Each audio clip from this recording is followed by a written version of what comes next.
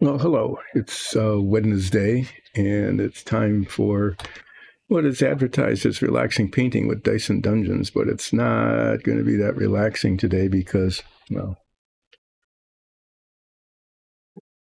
there's a reason why I'm wearing my Nat 1 sweatshirt today. So, I was doing the spray painting yesterday, like I said I was going to. I got these primed, so that went okay. I'm going to paint these aluminum today. What's going on with this? Two different. I don't know. I'll mess with them later. Um, Tiny little parts that hold the front wheels on, and are the knockoff hubs. They're supposed to be the knockoff hubs, and these are the air intake covers. Those actually came out kind of okay. I need to look at the inside here and decide what, if anything, to do with that. Because, it's possible to look in. Yeah, I think I'm not going to mess with them. So I'm just looking at these, and they're not terrific, but they're not bad. They're symmetric. So that went okay. This is now painted green, and you can see where the tape is. And if I take the tape off, there's supposed to be a beautiful yellow stripe there. And we'll see how that goes. Okay. See how that goes. That could be a yay, it went really well moment, or it could be, well, I got to take all the paint off and start over. I painted this yellow because there's a yellow stripe right there. And it looks like, that covered okay.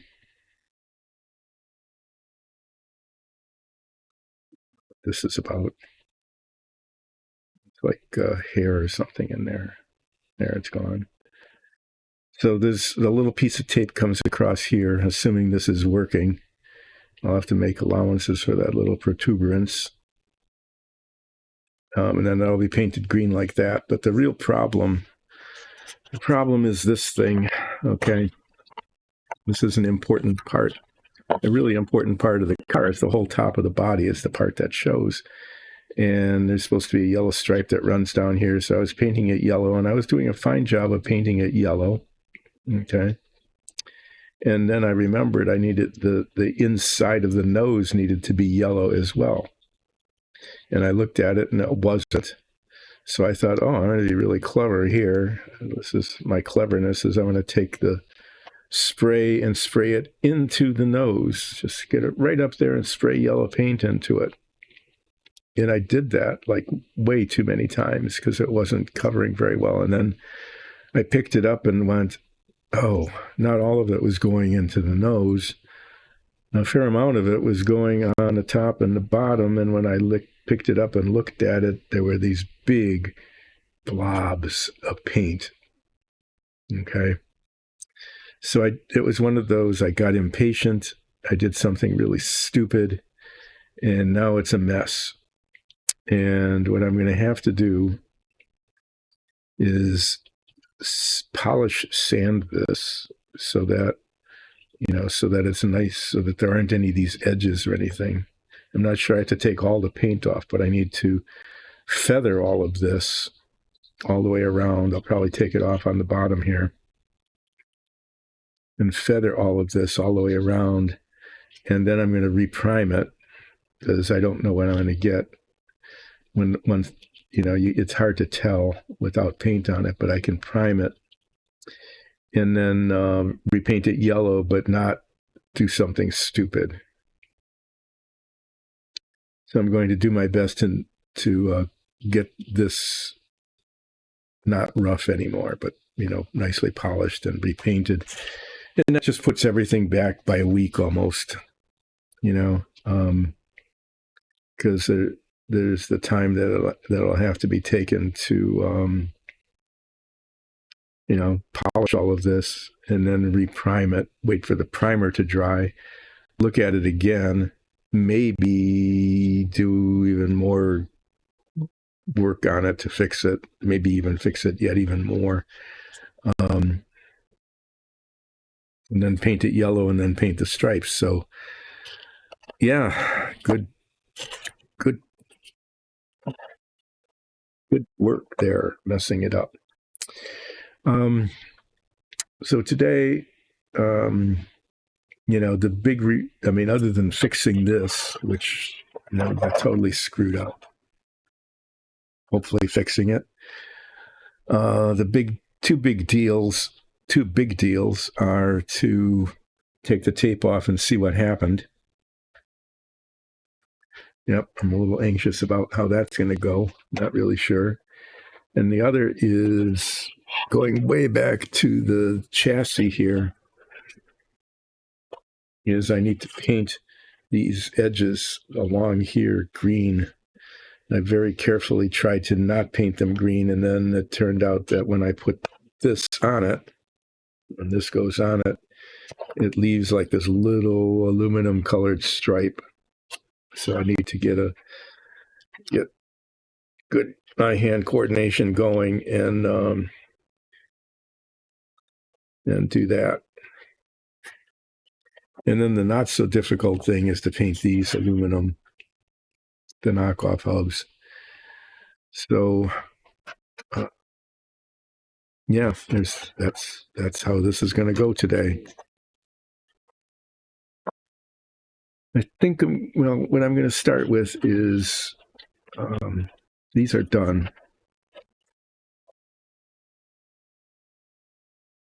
This box here.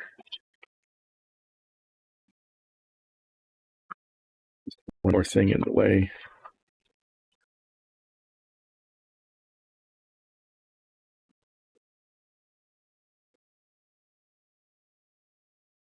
That's my workbench.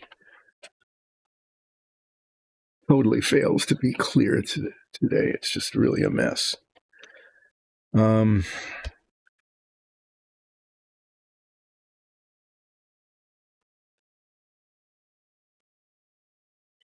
there's room in here.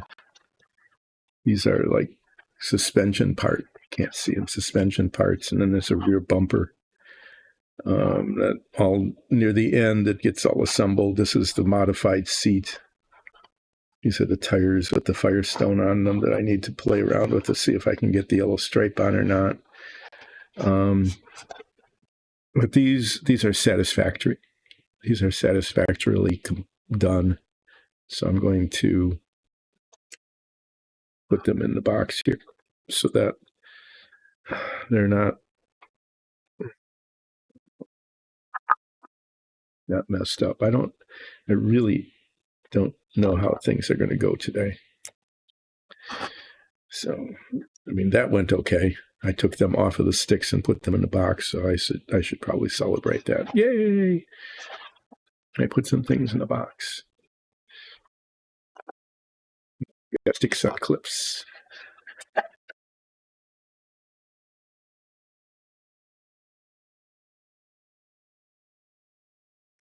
Okay, I want to just start off. I'm going to start off simple here today, and I'm going to paint these before I start getting into something where things might go wrong. Not that something couldn't go wrong with these, that's possible. But yeah, I'm going to just start off by painting these aluminum.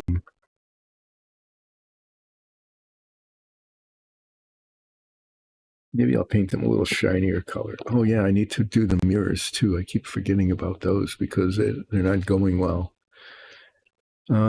Just lots of little stuff today.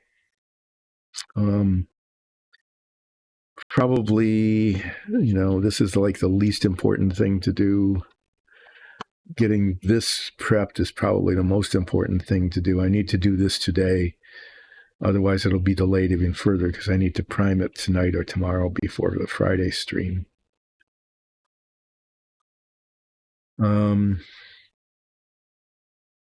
Yeah, getting the green on the chassis there that I showed you earlier, that's not real critical either, because that just needs to be done before this is put on. And this can't be put on until it's painted, and it can't be painted until it's unpainted.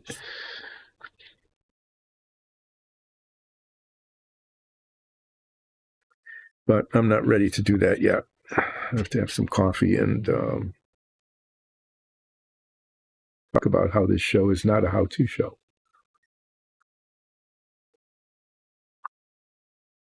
So if you're a modeler, okay, this is not how you want your part to look.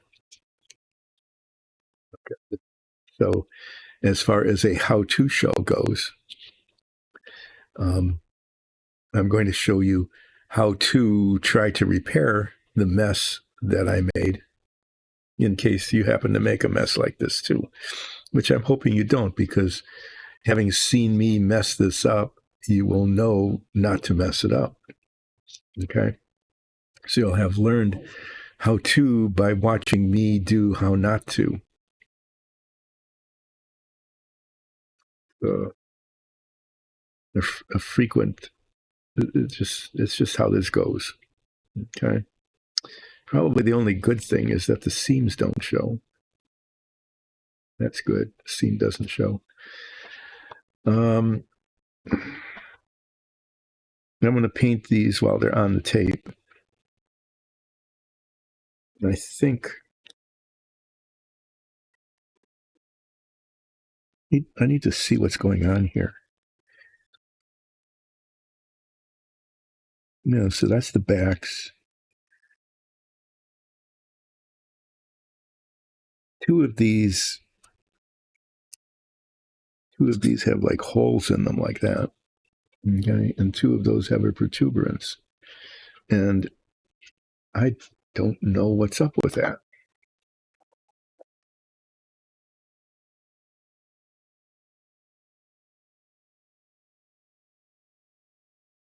Because the instruction manual doesn't.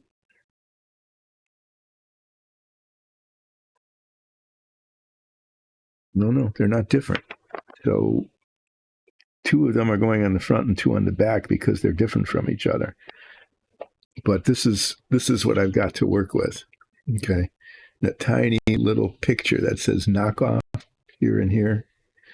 One in the front, one in the back.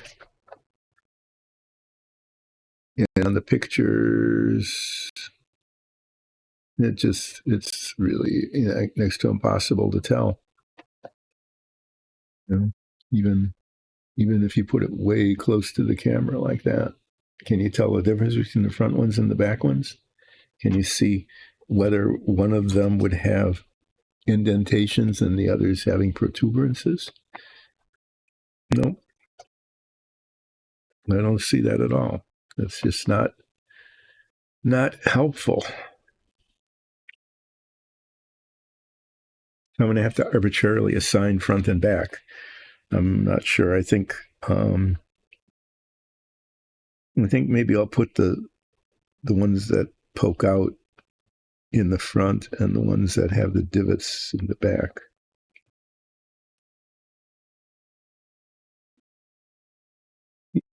Frequently, with kits like this, parts are numbered, and then on the sprue, there's numbers on the sprues, so you can match the numbers to the parts in the instructions. But none of these do that.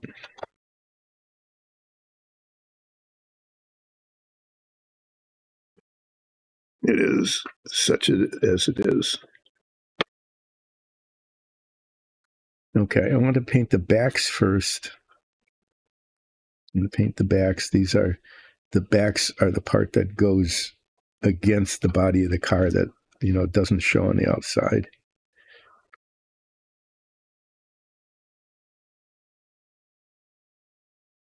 I don't know if any of these fit. At some point, I need to, test fit them as well. And they're not going to fit. Nothing on this model has so far. So I know they're not going to fit.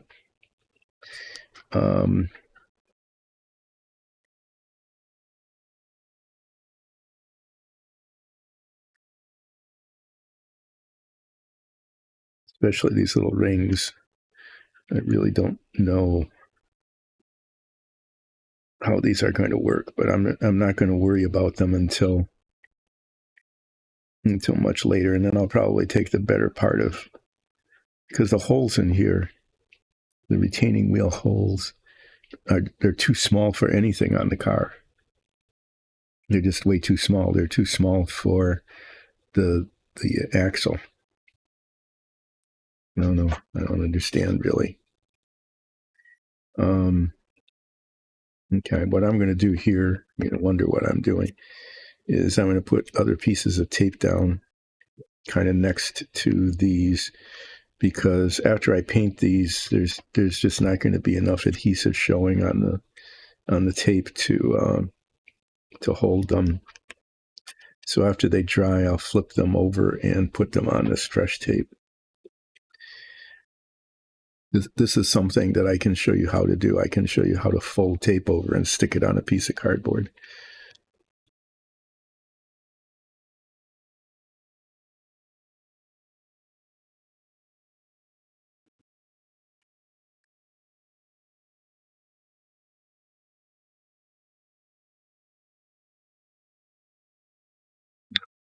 Pretty clever, huh?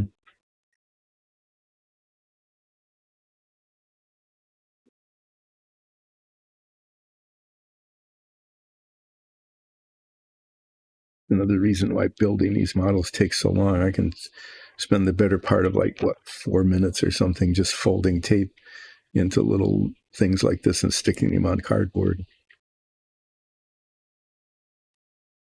When I built the original of this kit back in the mid to late 60s, when it first came out, I wouldn't have done any of that. These were chrome plated. I would have pulled them off, scraped off some of this sprue, where there was excess plastic from the sprue, and then put a whole bunch of tube cement on it, like way too much cement, and splooshed it on, and then they would have stuck, and that would have been that.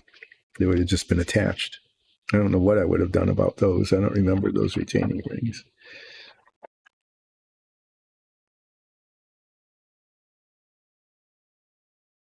But now that I'm older, and I'm trying to make it look good, I'm messing around with little pieces of tape to hold them down while I try to paint them.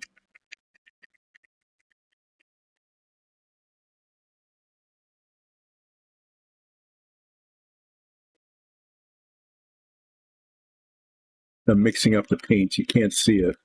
And it's not there. See, it kind of makes everything kind of bounce around. You can't see it or hear it because it's over to the side, and the microphone blanks out the sound, whatever the word, should be. I'm being incoherent today. Great. I am at my not best, being incoherent. I'm also wearing this Nat 1 sweatshirt, because I messed that up. That was my Nat 1 moment. But apparently it also has other features, like it has these big floppy sleeves. It's too big. So when I'm reaching over for stuff, it increases the probability that I'll knock something over. This could be a really interesting stream today.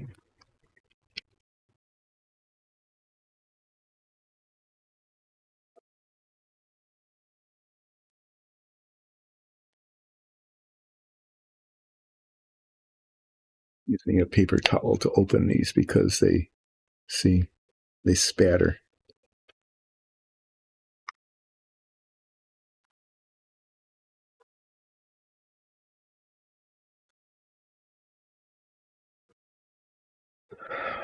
One drop of paint, which will be way more than enough.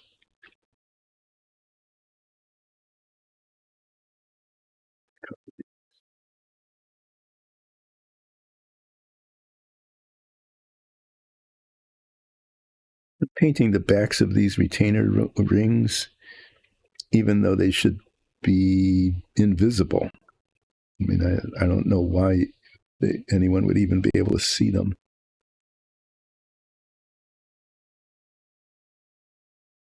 knockoff hubs. If one were to lift up the model and carefully inspect it, which one should not be permitted to do, not because I'm afraid of breaking it, but because my models are of the quality that are best viewed from 18 or more inches away. I've said that many, many times, and I mean it, is that from 18 inches away, these things will look really pretty decent. Much closer than that, not so much.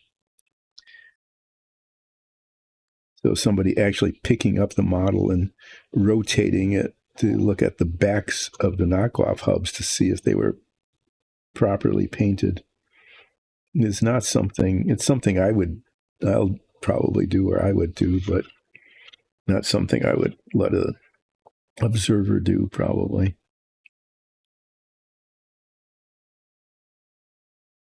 You can see that one drop of paint was maybe 50 times more paint than I needed to do this. I probably made a good choice of doing this early in the stream, because then the paint will dry. And then I'll be able to turn them over and paint the other side. I don't know what's going on with this. It looks like that has to be sanded down. I'm going to just do that now, even though the paint is wet, because I've got the paint out. I've got the brush out. It's the back of it. But I don't know if you can see what I can see. Do you see what I see? It's a stupid song, but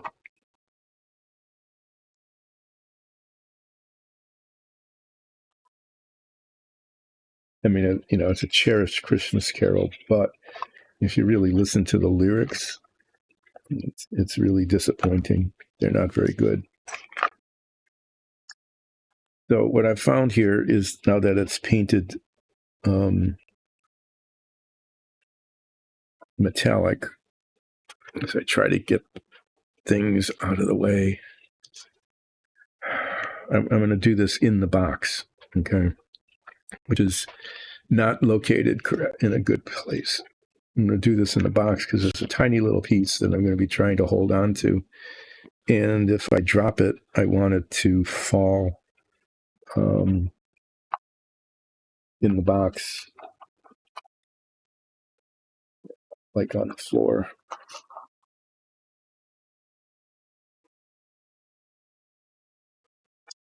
But the back of this should be flat, and it's not. There's a protuberance there. I mean, a really big one that I didn't see when it was just all chromy.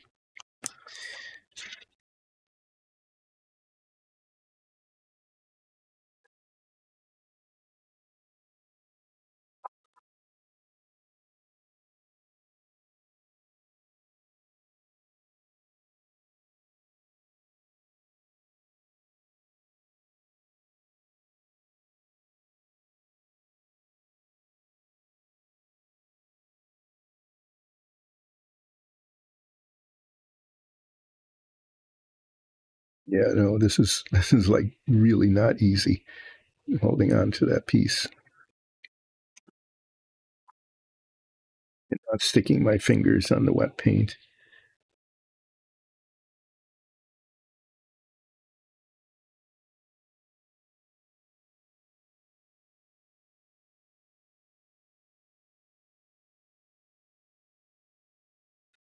What I could do, I mean, even though it's not seasonal, this is like Christmas in July kind of.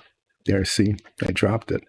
And that's the reason why I'm doing it over the box, because if this was out of the box, it would hit the cardboard, bounce, and fall on the floor and be lost forever. And that would not be good.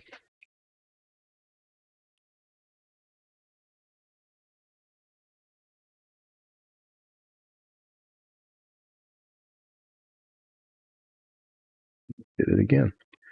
So I'm going to try to do it this way. Just rub it across. And hopefully what's happening The bottom of this is that the part that's protruding will be rubbed off.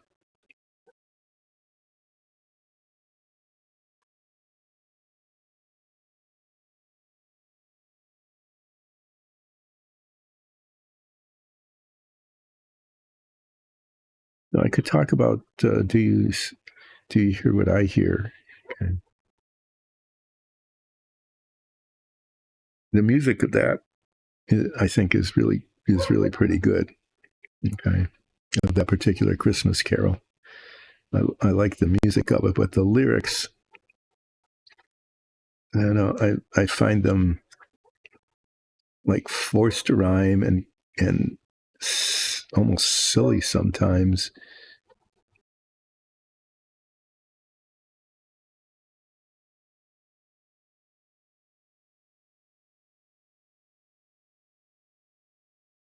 So maybe I'll talk about that. Okay. Maybe I can get a controversy going about whether my critique of "Do you hear what I hear?" is upsetting to people because they love the carol. I don't do very controversial things on this stream, other than, well, the most controversial things I do is showing you how not to do things. It's a controversy about whether I'm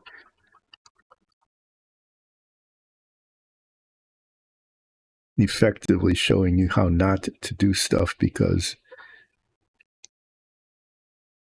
like messing up the paint on this. And then after getting the paint on this tiny, tiny little piece, spending the next 5 minutes sanding it down. You're wondering why? Just, is that a good use of anybody's time? No. Well, that's one thing I won't claim, is I'll never make the claim that this stream is a good use of your time. I mean, it might be entertaining, okay, but I think it would be too much to say, oh, this is a really good use of your time. You will learn so many things, become a better person as a result. You might be entertained. Maybe. Why not? Consider yourself entertained. Okay.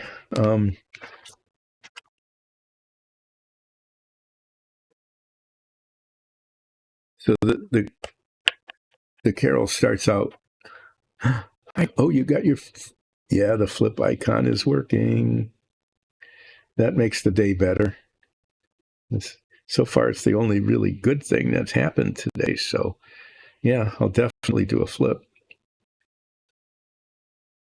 See, I messed this up in a major way yesterday. This totally screwed up the whole nose of the car. Just perfect, right?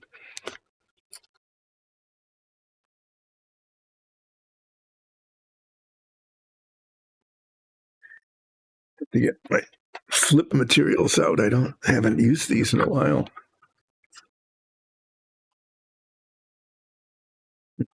Here's one I haven't. Yeah, it was just really, really, really dumb. I did a really dumb thing. Oh, this has 4 sides. It's not just two-sided. Well, the others have edges, but they won't land on the edges. All these edges are equivalent. So there's our 3 O's, and then it's green, and then there's 3 X's, and then it's red. So I don't know. Let's see what happens. X's, green. That wasn't really a flip. Green again.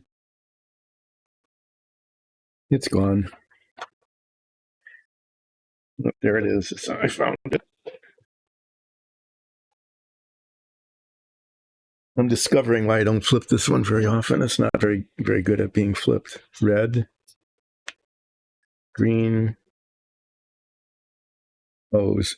So all 4 of them came up at least once, but the green came up 3 times. What does that mean? Does that mean that this green paint will work really well today? Does it mean a go? Does it mean it's envious? I don't know. But thanks for having you do a flip there. That was good. Look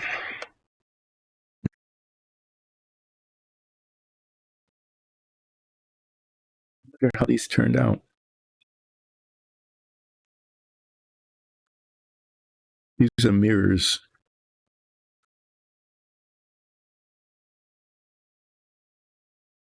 Taking them out of the putty. I'm going to put them back in to paint them. But I want to polish the fronts of the mirrors that now have like 4 coats of the filler on them.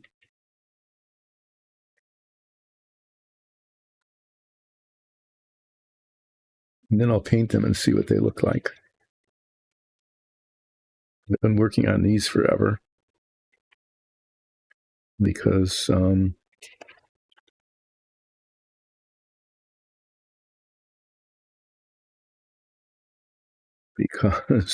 there were divots in the fronts of the mirrors that I've hopefully finally gotten rid of. I'm not sure if I have or not. I'll find out after the paint dries.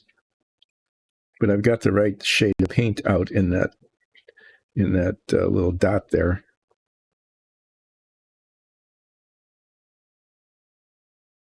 Yeah, and it's really hard to tell how nice the surface is until they're painted. Looks pretty good. We'll see.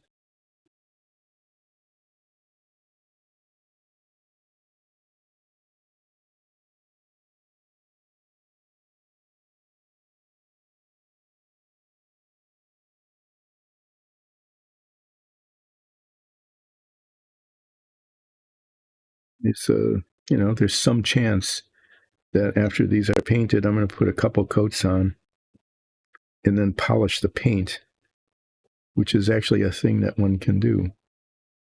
You can these metallic paints are designed to be multiply coated and then actually polished. One of the hints on this book I've talked about several times, the How to Make Models Good book. That isn't the title. I just say that because it sounds funny. How to do good modeling, how to make things look good as you model them. However you want to say it. One of the things I suggested is when you're painting, like especially the wings of a plane, most planes now, and at the end of World War II, that was the case. Were not fully painted; they were just aluminum.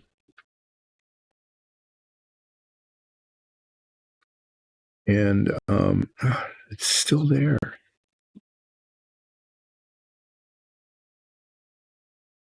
How can that possibly be?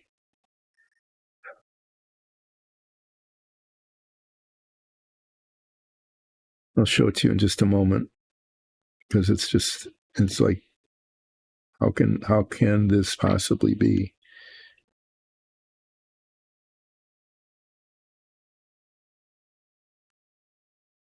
What's up with this?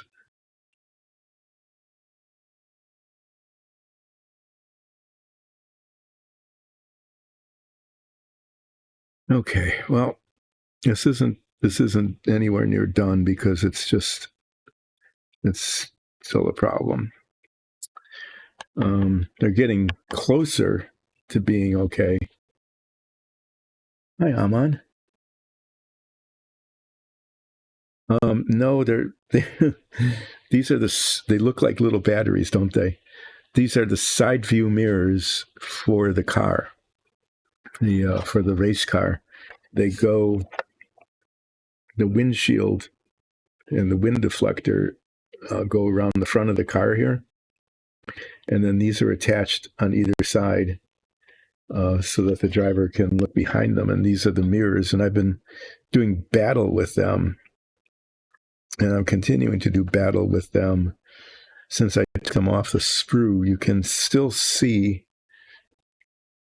the slight reflection change. There's still a little divot in the center, and I put like 4 coats of filler on that, and it's still indented. It's still visible, and the mirrors, are not. Yeah, it is how they looked, and I don't know what's going on with this. It's all rough. This one came out nice and smooth all the way around, but this one has surface texture problems here. So I'm going to let this paint dry, and then I'm going to sand both of these down, and hopefully, what will happen is it'll flatten out. Hopefully, it'll flatten out, and whatever this lumpy stuff here is, that will go away. So it's just.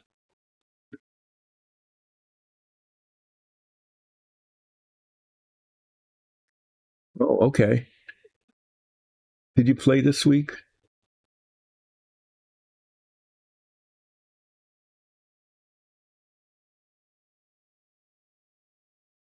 Sorry, I was wondering if you managed to play this week or not, if you had a game this week or if you took a week off.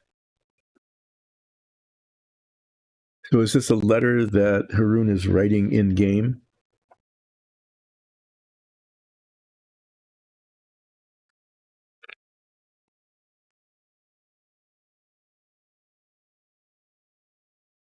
Yeah. So these mirrors just, they came off the sprue. They were chrome plated, and it was just because they're injection molded. I don't know if you saw it before. They're kind of cone shaped. Either there wasn't enough plastic in the mold, or it shrank a little bit when it cooled. But right in the center of the mirror, despite the fact that I put tons and tons of filler on it, it was an indentation, a dimple. And the mirrors don't have dimples. If anything, they're perfectly flat. So now this one's just lumpy, and this one still has a divot. So I think there's enough filler in there now that it's raised around the center, that what I'm going to end up doing is I'm just going to sand it and then polish it, and hopefully that'll make it flat. If not, I'm going to have to try something else. I don't know what. Okay. The other thing I absolutely have to do is clean up the nose of this, because I totally totally screwed it up by being stupid yesterday while I was painting it. I mean, so I had it painted. I did a first coat on it. It came out actually pretty well. And then I looked inside the nose, and the inside of the nose is supposed to be yellow. And so I took the spray and I sprayed it against the nose, but it went over the top and the bottom, and then there was just this large gush of paint. I wiped it off as much as I could right away, but it's a rough surface texture now, so I need to pretty much polish this whole nose and then feather it in along the top.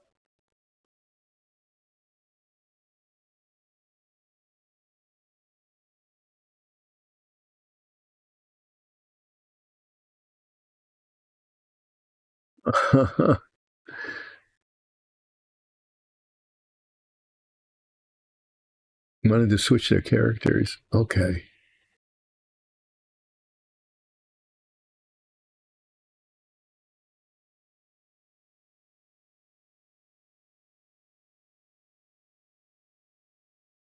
Did the DM permit that? Did they allow the character to switch, even though you're into a game fairly long ago?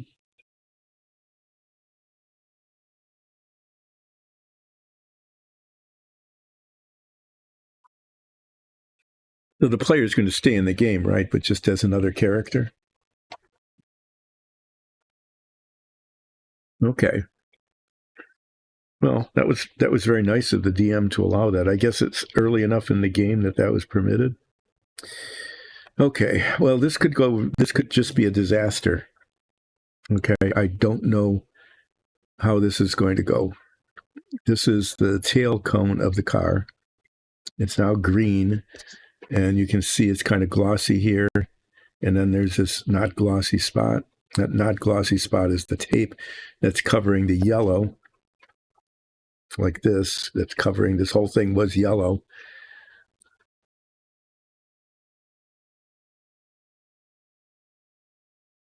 Okay, so the new character is showing up this next turn, maybe this next game. So under this tape, there's supposed to be a beautifully sharp-edged yellow stripe,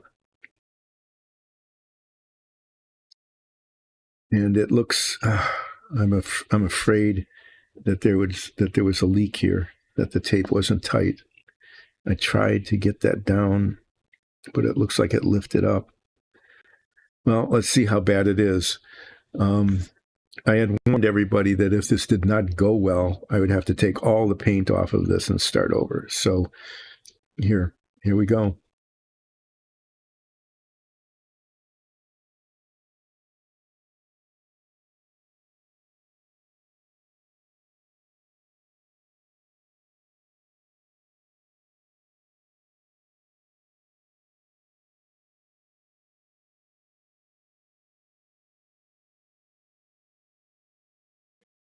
A little bit right there.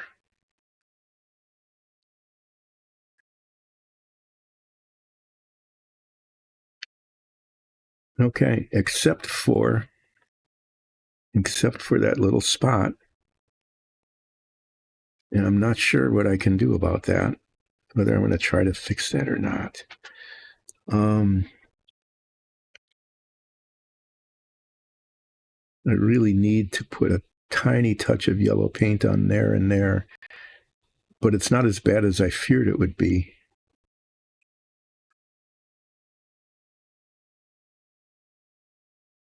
It's actually it actually looks pretty good, doesn't it? Just a little bit of discontinuity here and there. I'm going to try to fix that. Well, that's pretty cool. So how is the character changing from what to what?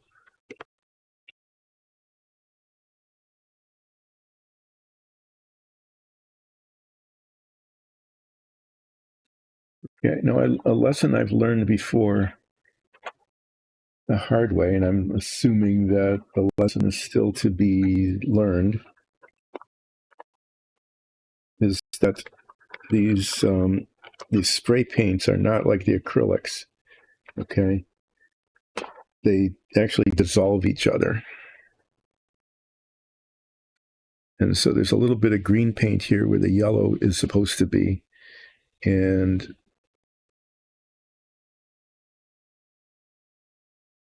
actually just going to I'm going to put my head magnifiers on and try to do some microsurgery here.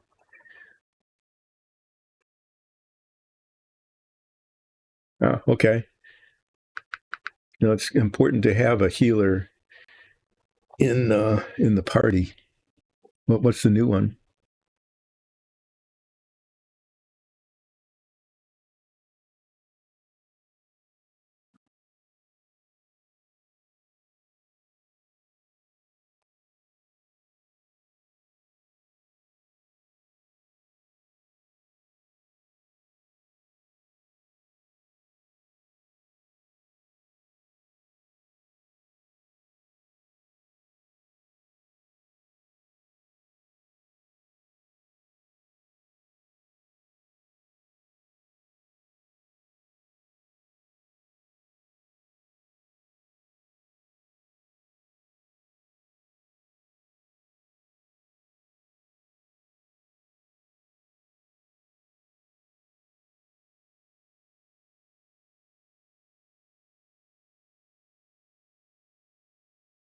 Hmm. Yeah, I could see that. Is the party going to be okay though? It's not. Is it going to become unbalanced at all because the healer is gone?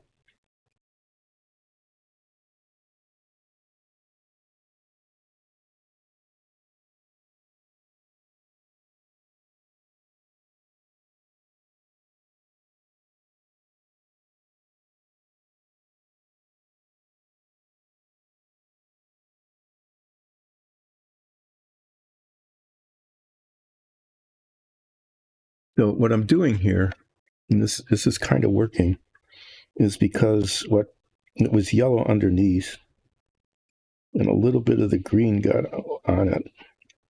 Is I'm very, very, very, very carefully scraping away the green that's on top of the yellow,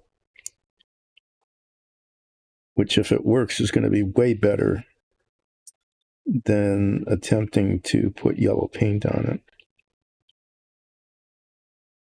But there's like 3 layers, at least 2 layers of yellow paint. So if I just take the green off,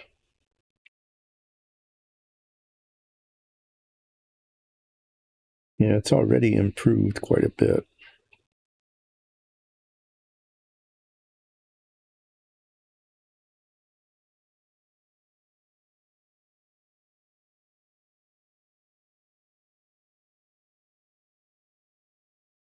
It might be good enough. And then I don't have to mess around with extra paint, which is always a sort of a dangerous thing to do.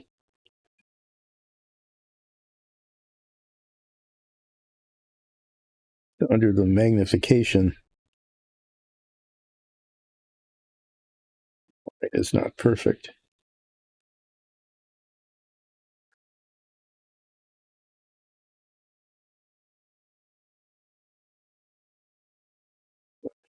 Normal eyesight, it's not bad.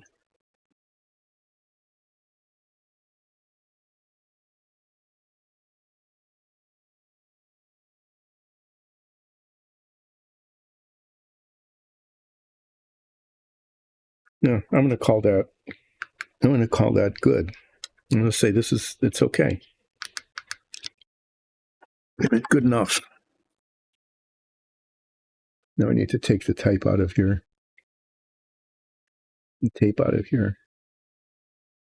Okay. So Haroon can still perform that function for the group. That's good.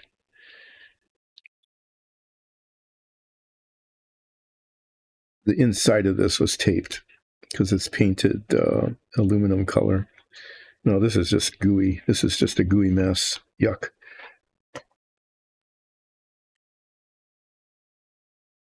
Well, it should be interesting having the new character come in.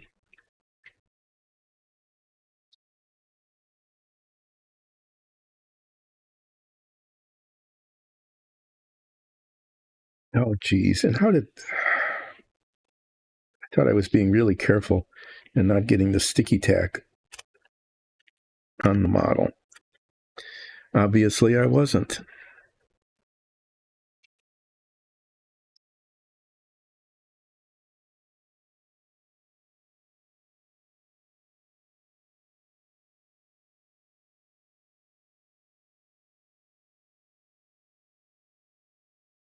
So it's not as perfect as the decal would have been in terms of, the beauty of the stripe, but it's better than the decal. I think it just looks better. So, it came out okay. It's coming out as it's a B plus. I'd say it's a solid B plus in terms of the appearance on the model. And I want this paper towel to be clean, and I'm getting sticky tack all over it. There's always something that goes wrong.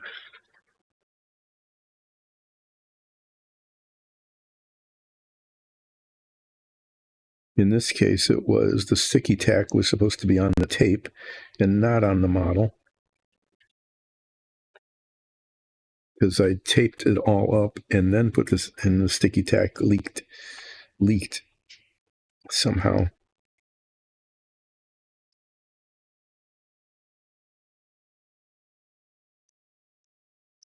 I need to just stop using it. He says, as we'll end up using it again.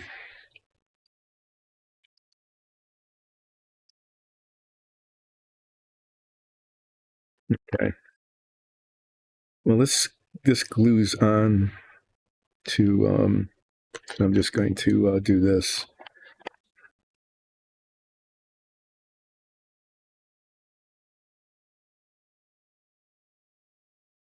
Oh, I see. Okay.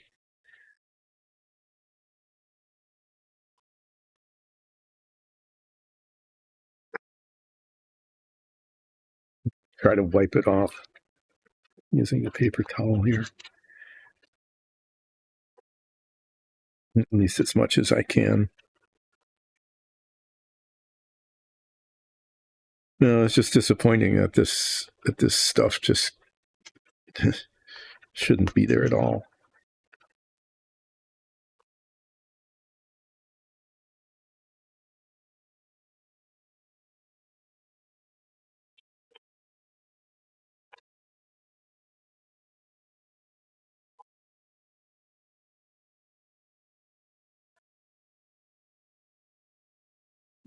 It's just getting worse.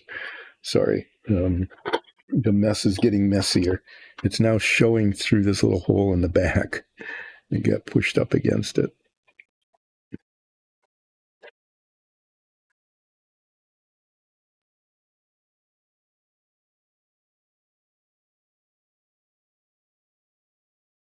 Okay. Well, you can still see that there's a little flaw here and a little roughness up here for some reason.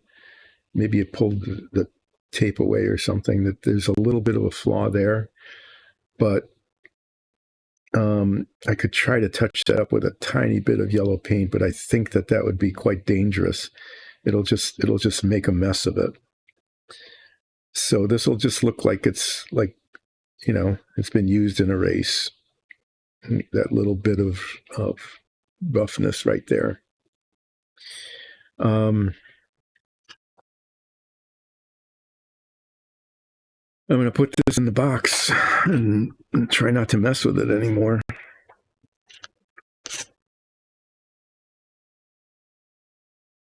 I'm going to have to get up and throw some things away soon. I've got a messy pile of stuff here. Tape and sticky tack and stuff. And used paper towels over there by my coffee mug, where almost certainly something wrong will happen.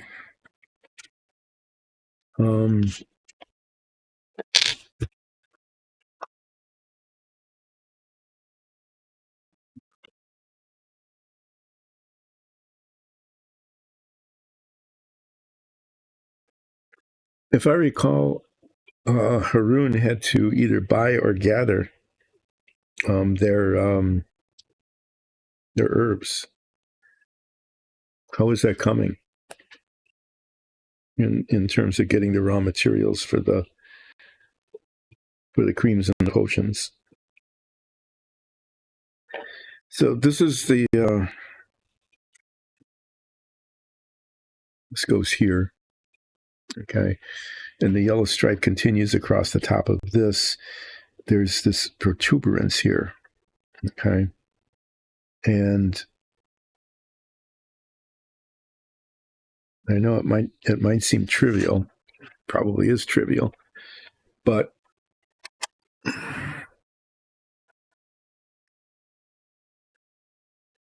what will happen is if I push that tape down, okay,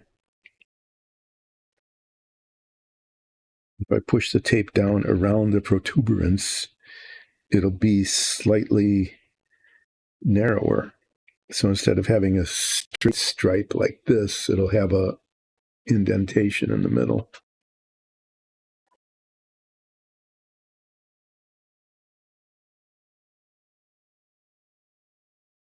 Okay.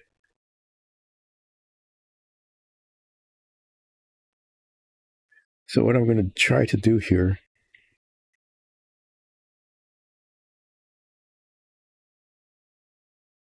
is I want to make a hole in the tape.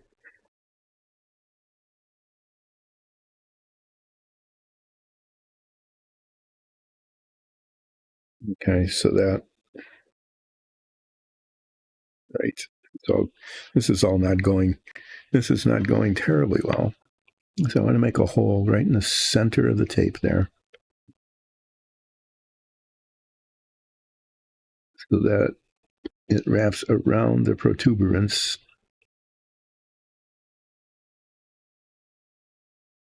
so that I can get the edges flat. Because as I saw on the tail cone, if there's even a slight opening, the paint, the green paint oozes through it.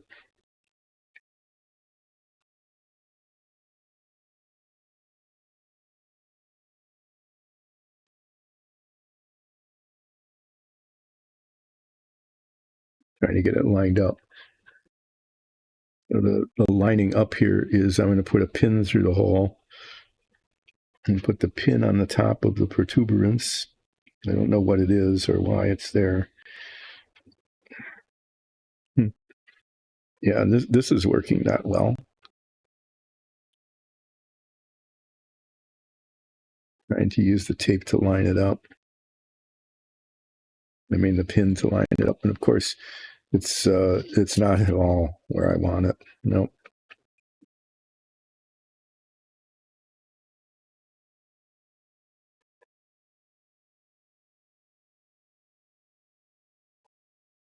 It needs to be in the center, and it's not going there.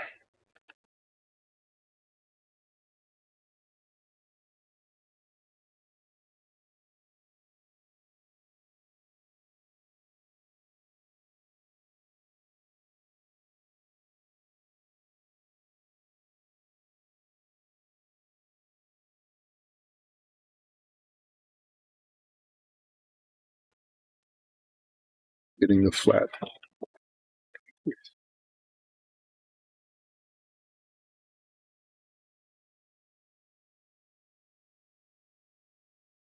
Yeah, it needs to be bigger. What I was hoping is that by pushing it down, the bump there would push through the tape. Okay, but it isn't. And so the hole in the tape needs to be bigger. Tape is pretty tough.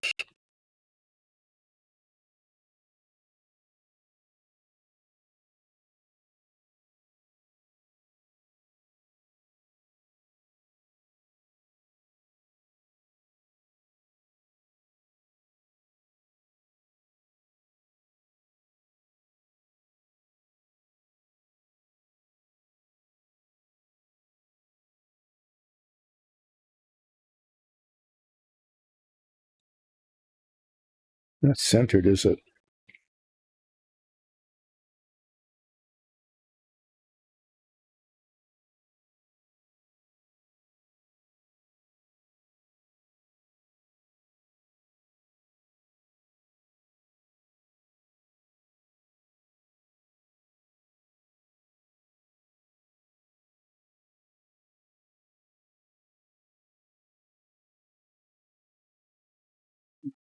Well, it looks like it's in the center of the tape.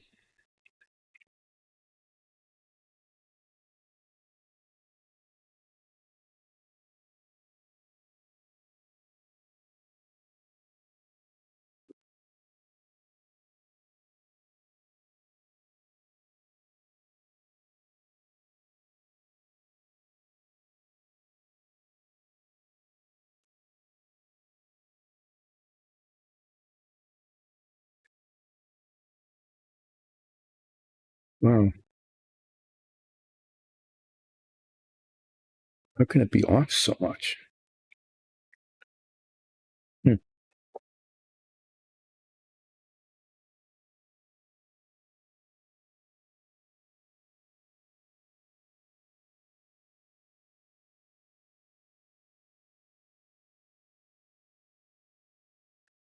Hi,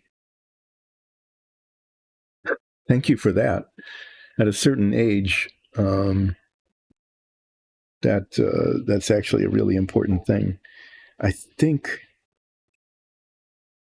Oh, okay. No, that's not the problem of me getting that little bump there that I'm trying to work around is not centered. Okay, so I very carefully put a hole in the tape in the center of the tape, but it's not. That's not where that bump is. So I have to try again.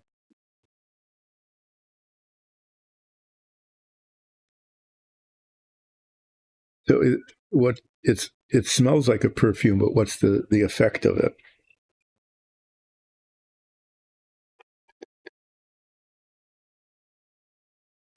So what I'm trying to do here, if anybody is wondering why putting a piece of tape on here is taking like forever, is that I'm trying to get it like this 1/4 inch tape right where it's supposed to be, but there's this protuberance there, some sort of fixture on the car, and if I just push the tape down around it, first of all, it probably won't seal very well.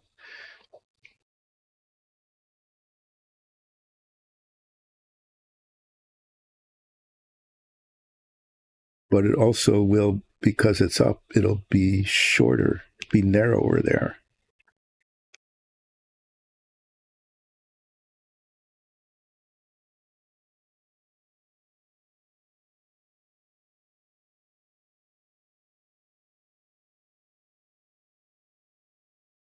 And so I'm trying to make a hole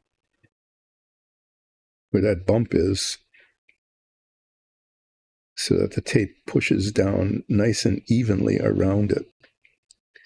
But every time I did it, it came out not centered.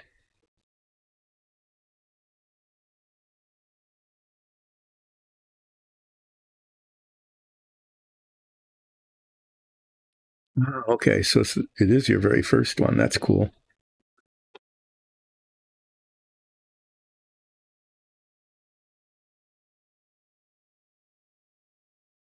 So it turned out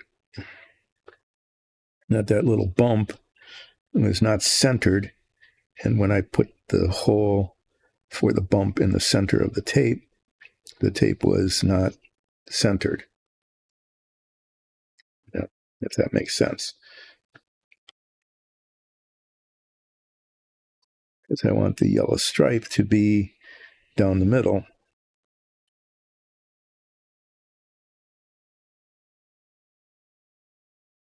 You can see how that is interfering with the tape laying flat.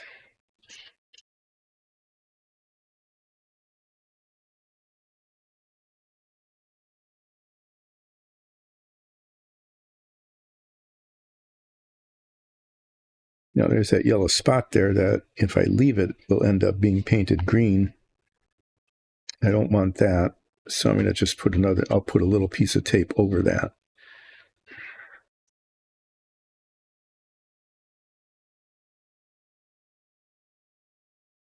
It just doesn't seem right yet.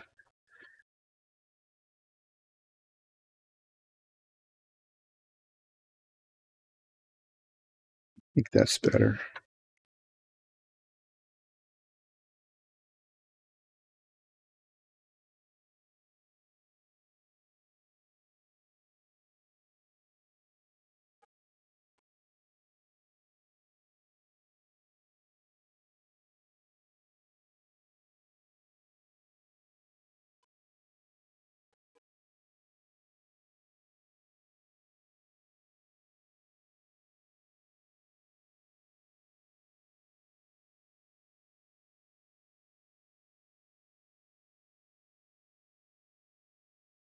So you end up with this. It's almost impossible to see, but there's just this little wrinkle in the tape. And as I've discovered, a tiny little wrinkle in the tape can let paint in.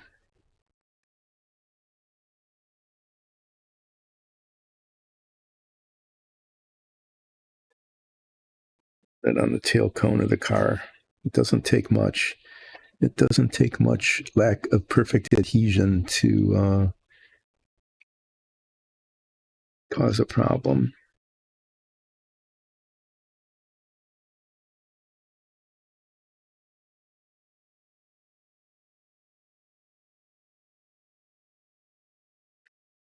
Got the real car. Here's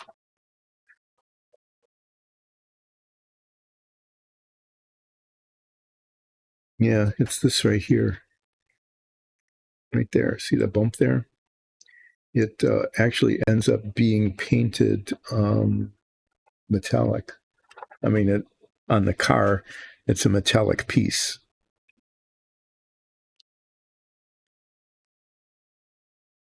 So technically, what should happen is after I paint this and pull this off, and there's a yellow stripe along here, after that yellow stripe is revealed, I should very, very carefully touch some metallic paint to that. I don't know if I will or not. Depends on how brave I get when it comes time to do that.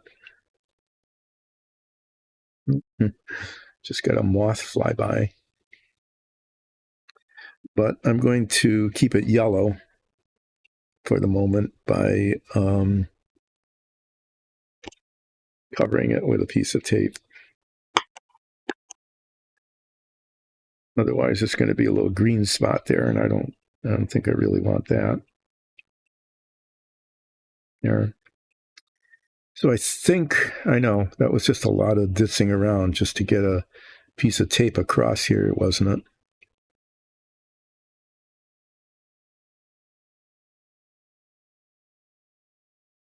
So this is now going to get spray painted green.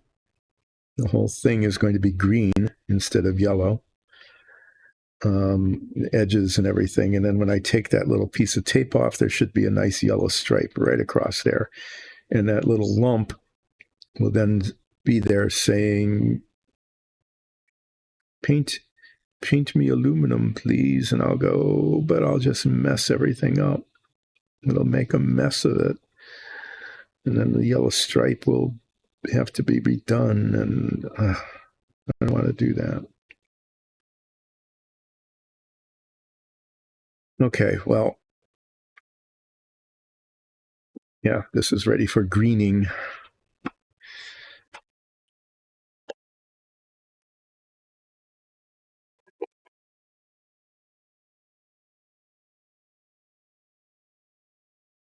So when you are defining the potion's effects, is that something that you'll be doing in game, or is that some reading that you'll be doing out of game and then like announcing in game? Just getting back to after the tape thing. I should let everybody know, by the way, that there is a slight chance of a storm coming through between now and 1.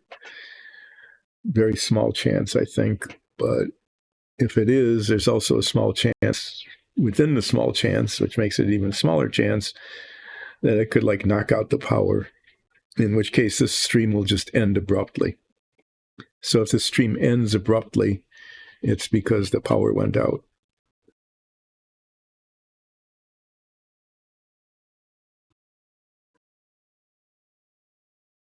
Okay, I'm going to flip these over and paint the other side.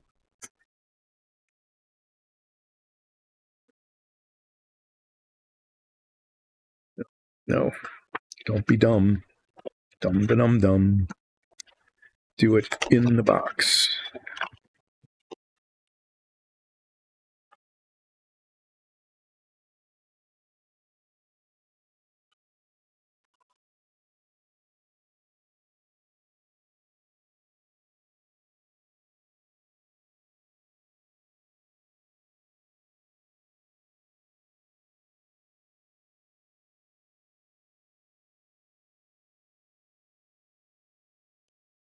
This is the back of the spinner. This is the front.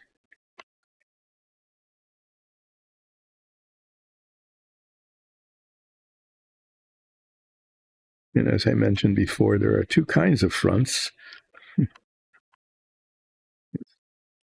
with a protuberance and one with a divot. Why? I don't know.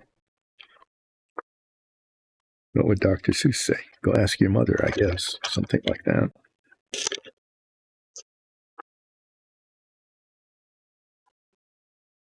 I managed to make a mess of my work surface here.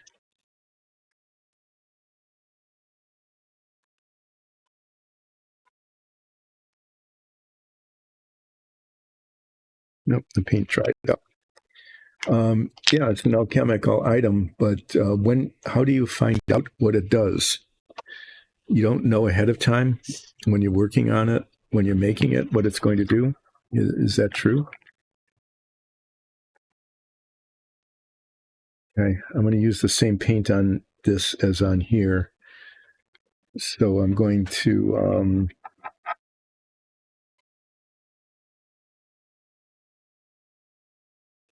do the sanding and polishing first. I'm going to see if I can get these flat. Oh, okay. So you made it, but the DM is the one who knows what it does.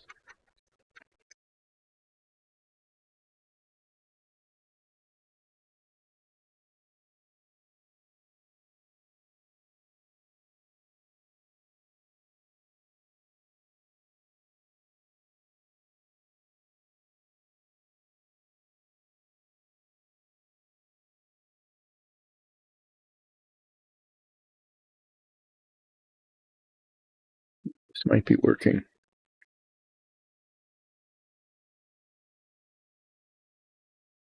I'm trying to flatten out the surface of the mirror. Okay. So you just give it a try and then find out what happens? I mean, that could be kind of fun, I guess.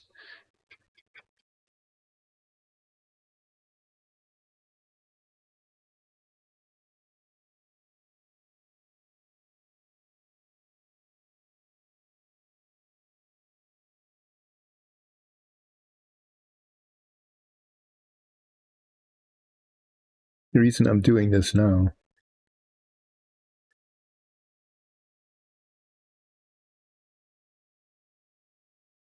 Oh, that would be nice. That could be the gift that you send off with your letter. I think that's a really cool idea.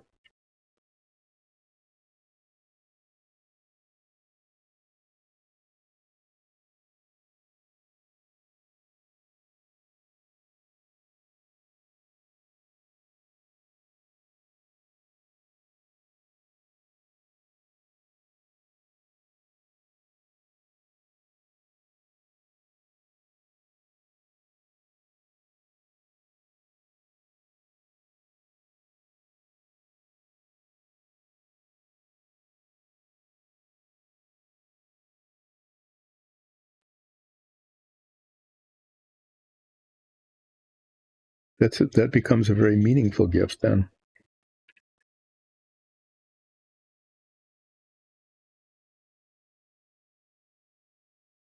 I should be always should be doing that in the box, right?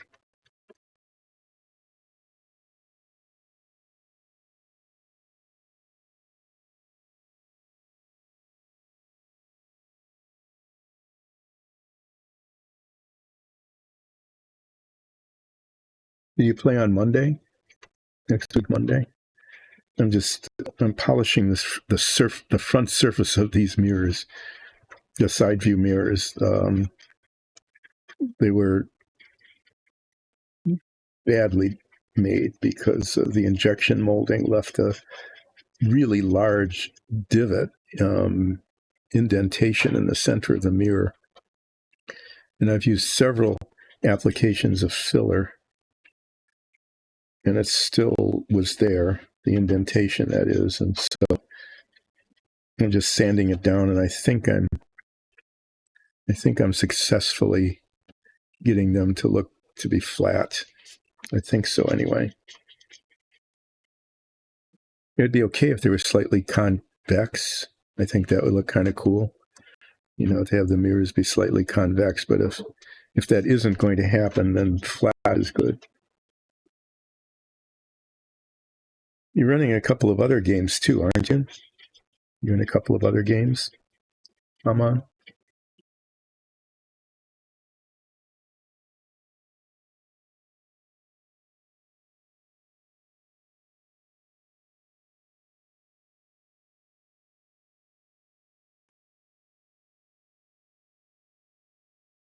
Okay.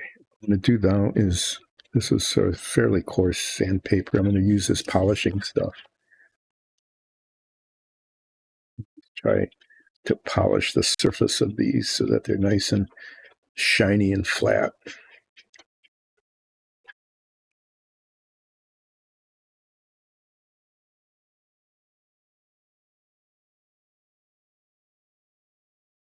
What I will be doing next then is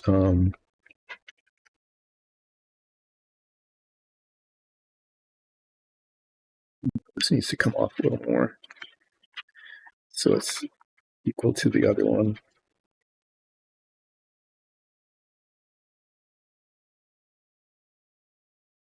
We'll be painting the other side of the spinners, so those will be done today, and I'll put those in the box of little parts. These won't be done. I'm going to paint them and see how they come out. And I'm going to put at least a second coat on because I want to be able to polish them after they're painted.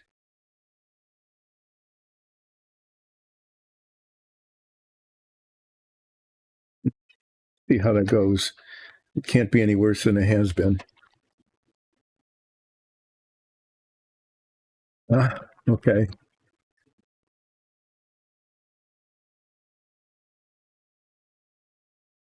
Harry, who or what kind of character are you playing in that?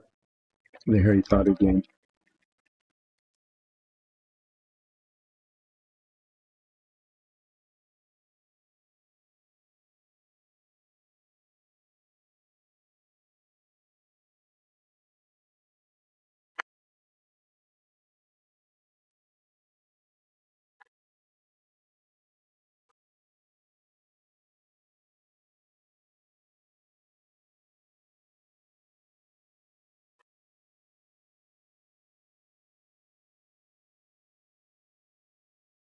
Get these done first.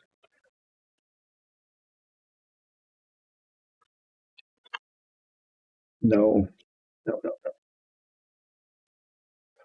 These things have a magnet in the bottom, and I keep forgetting that. And sometimes it's actually been a real disaster.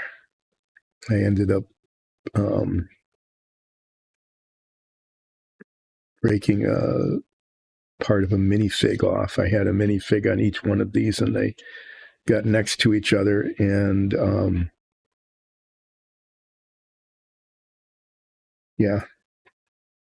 one of them went flying. They didn't attract each other; they repelled each other, and it went.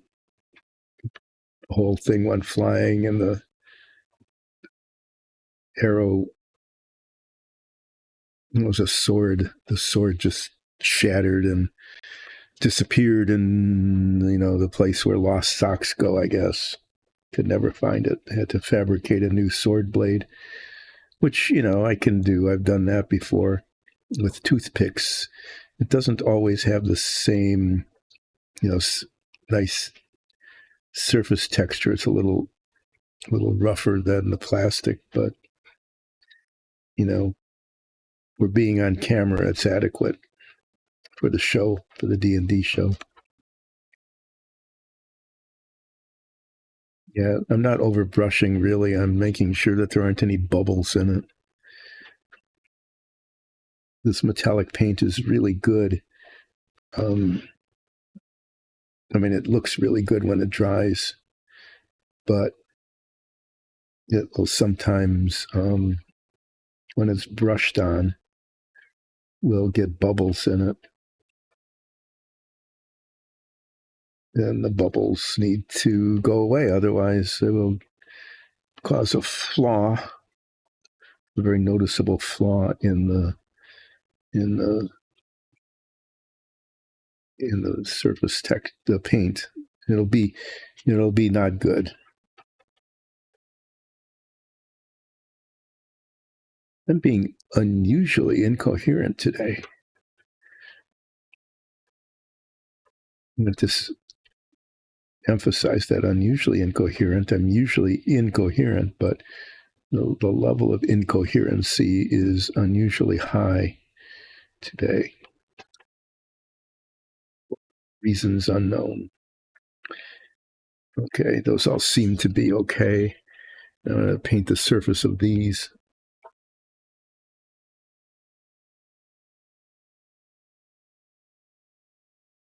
There were 65 coins that the friend left behind.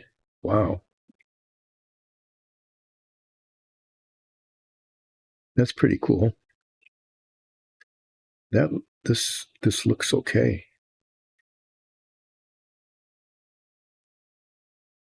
Put like 2 or 3 coats of paint on this, I think, because some of the it's kind of translucent, but it looks flat. You can still see the center points where the filler is, because the filler is white. But with 2 or 3 coats of paint on that, I think I'm not seeing a divot. I'm just seeing a discoloration. Not a discoloration, but a different color. So I think with many coats of paint that the mirrors might be done. They're not done now.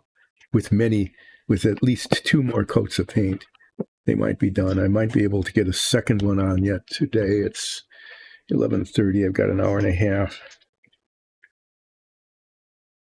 So, yeah, the paint will dry well enough that I can put another coat on.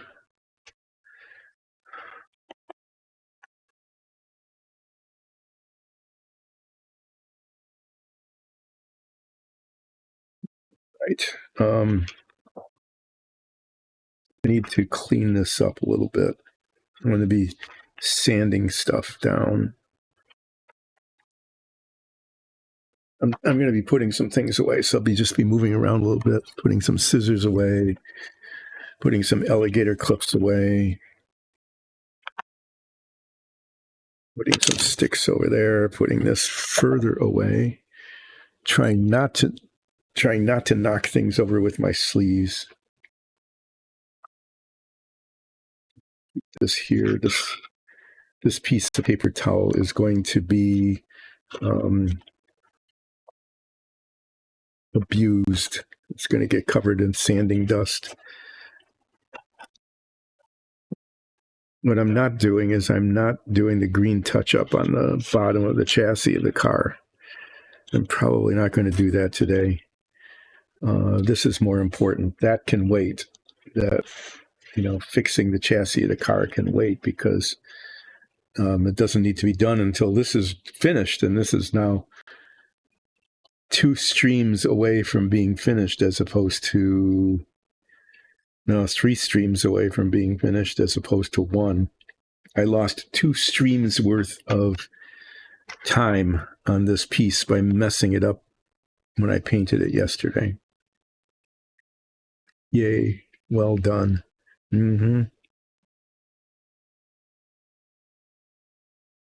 So this is going to get painted green either today or tomorrow. On Friday, I'll unmask it, and hopefully it will look okay. And I'll put it in the ready to move along box.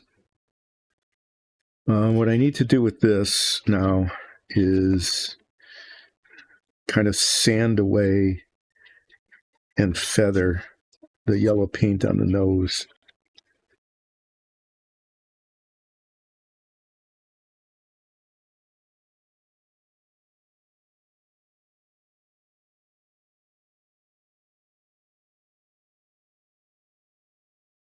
The whole thing needs to be made smooth again. And then the boundaries here, okay, need to be, if the paint isn't completely off, It needs to be very nicely feathered.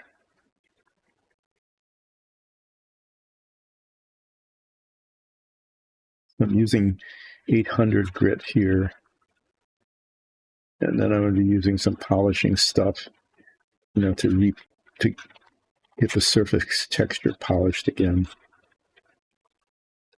And then what I'm going to want to do is reprime it.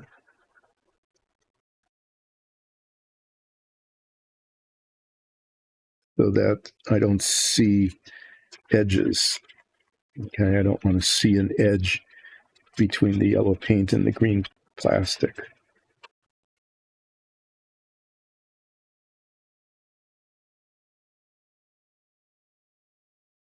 So this sanding is not, it just has to be done nicely. It has to be done well. And then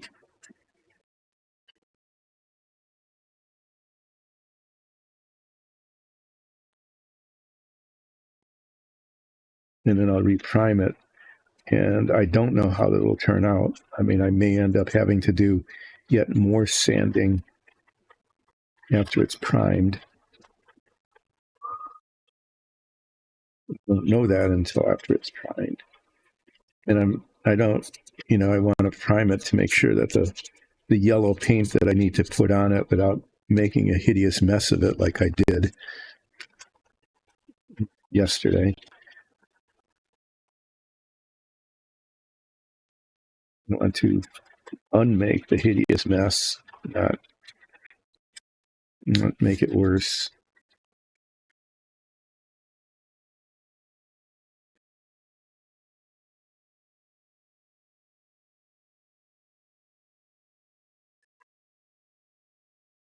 I did this on the Savoia. It actually turned out okay. And that was, something I wanted to be even more careful with than this. Not that I don't want to be careful with this. I do, but the Savoia was more important to get it right.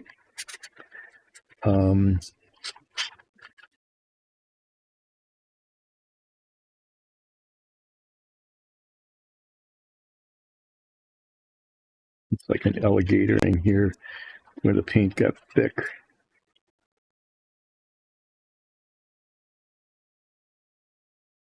Is the same thing happened for a slightly different reason, but the same sort of thing happened, which is that there was just this glob of paint. It was like a drip, the result of a drip. And I was able to successfully sand it down like I'm doing here. Get it nicely feathered, get the texture kind of consistent. And I was able to repaint it, and it turned out fine. And this might as well. The thing that will make the difference is the feathering here along the edges.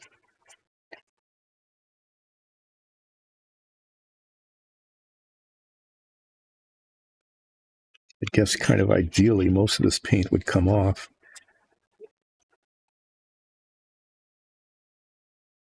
So that there wasn't a difference in height.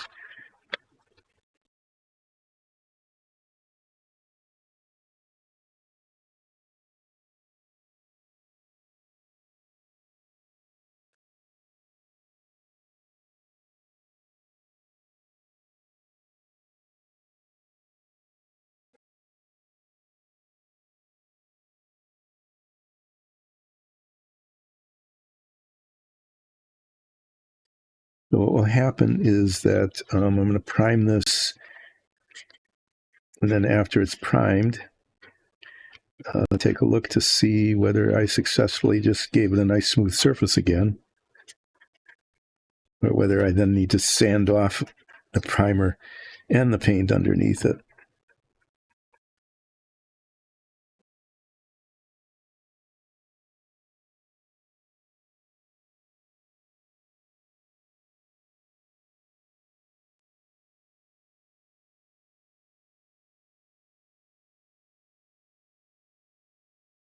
This was all because I wanted to make sure that the inside of the nose was painted yellow.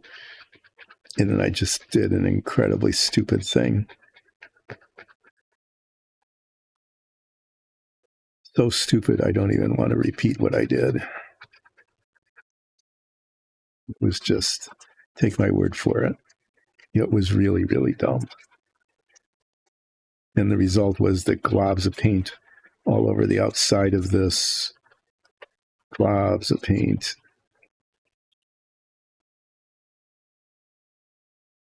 And now I need to unglob it.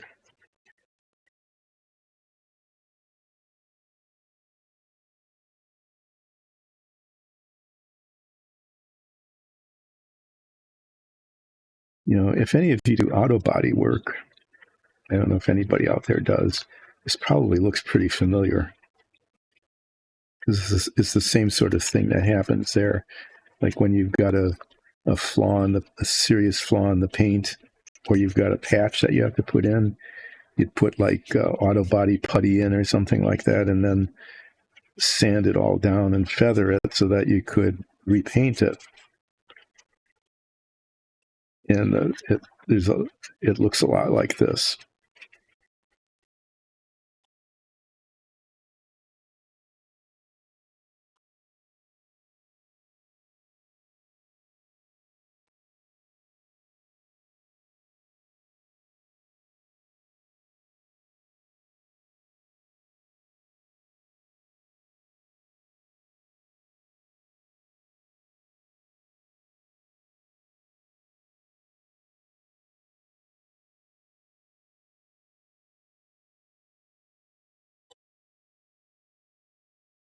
I'm not feeling anything.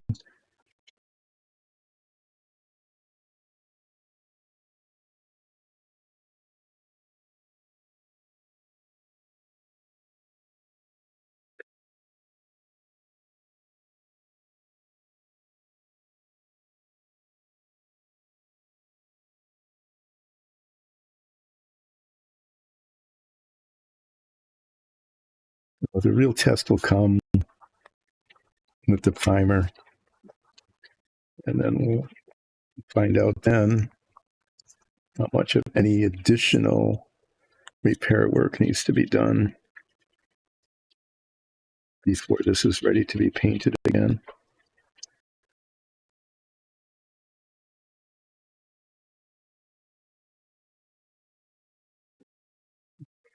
Now it needs to be rubbed down thoroughly with this.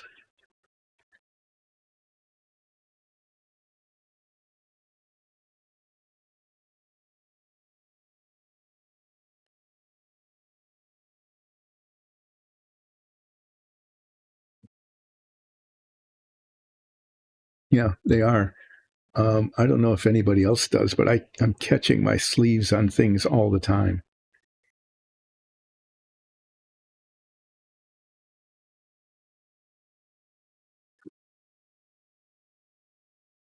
Uh-huh. Van Helrick, Van Helsing, Van Helrick. Nice. Might be an undead, but she doesn't know it.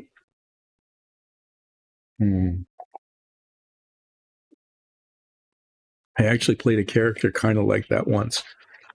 It was a dwarf pirate ghost bard. And when that character entered the game, it didn't know it was a ghost. The other players insisted on that because they wanted to make fun, you know, wanted basically to have fun with my character discovering it being itself being a ghost. And they did.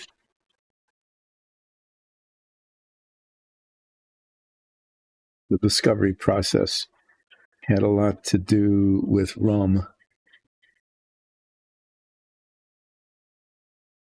I'm not dead, only weird. So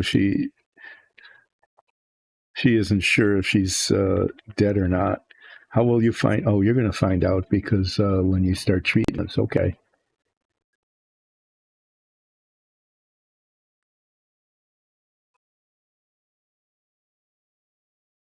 This looks rough, but it doesn't feel rough, so I'm not sure what's happening there.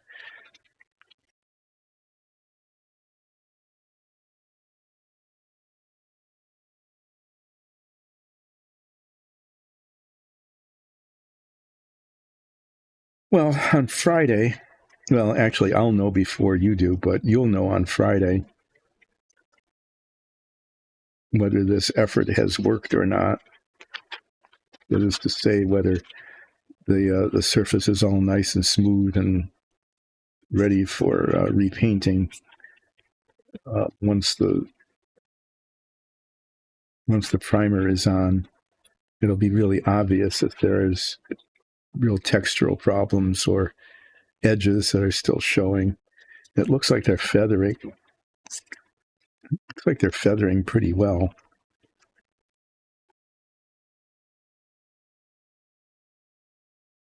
Maybe a little issue here. There's kind of a paint buildup in the corner.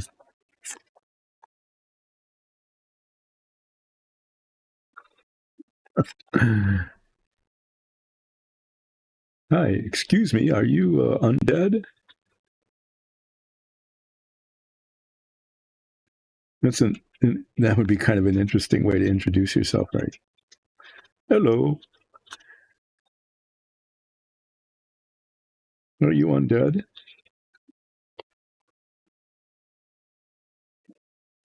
Not the most effective social greeting, is it? Well, maybe it's an effective one.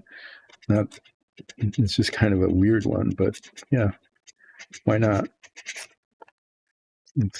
I really would like to know if you're undead or not, so that I can, you know.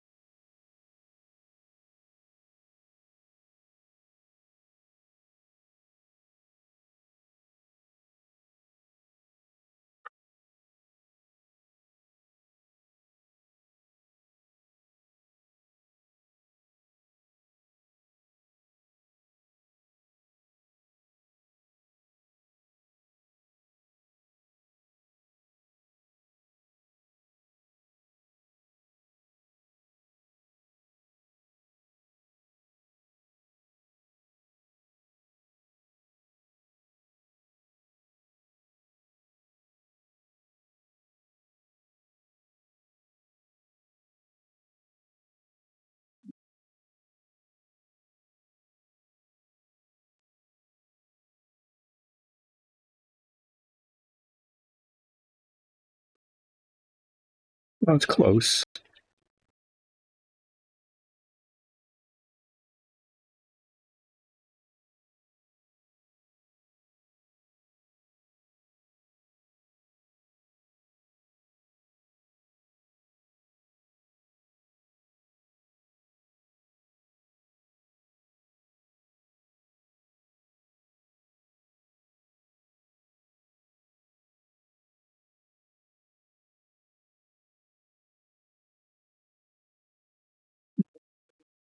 I think this, short of taking all of the paint off completely, there's still an issue right here.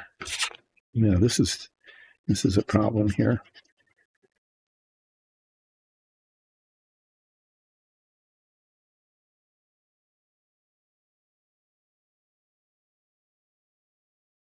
Some sort of weird paint buildup or something here, but it's not. I think I'm getting it now.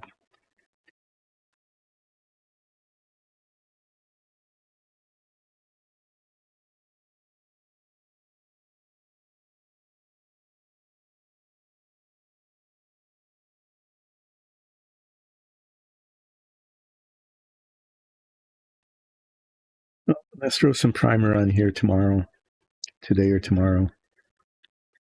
and then we'll find out how successful I was in getting it repaired. Probably not too much different than a real race car, right? In terms of, I just need to buff it down, sand it down, and repaint it. It's in the museum now, and you can be sure that the paint job now is better than it ever was when I was racing. Because it's a museum piece now and not a race car.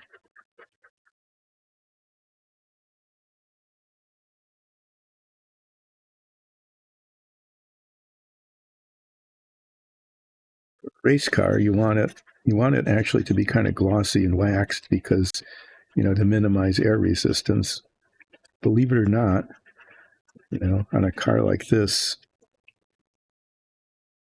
waxing it does minimize the air resistance.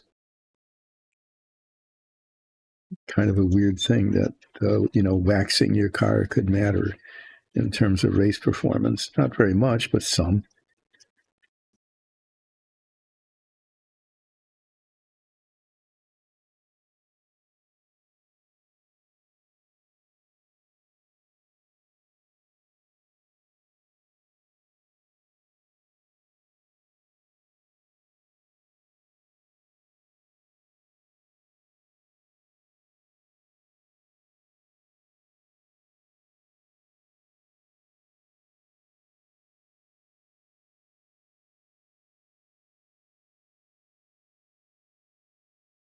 Okay, I'm going to wash it off. Just use some water on it, I think.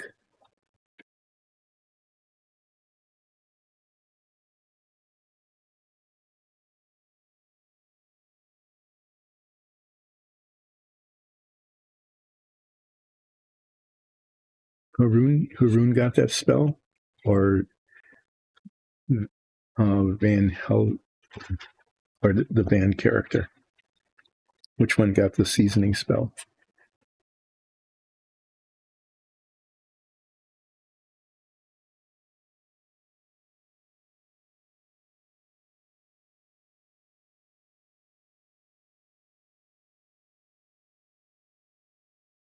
We could do this with like an isopropyl alcohol, but water is just safer at this point. You can see it's picking up dirt. Okay, that's cool.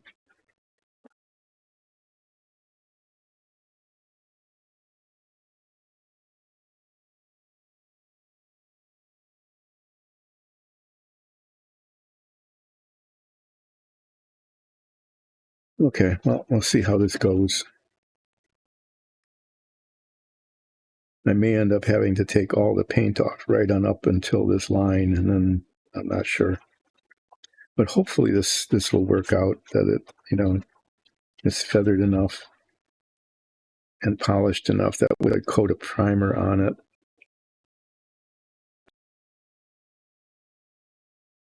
it will look okay.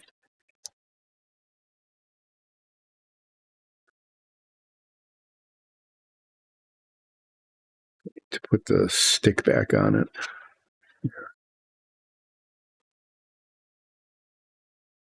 The sticky tack is on tape. Okay, so it should be okay. And the idea here is that I can hold it on here and spray the bottom and the top.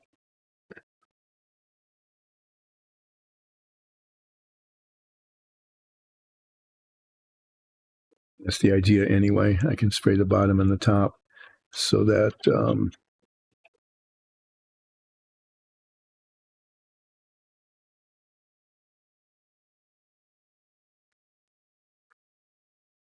I don't have to do it in two swaths.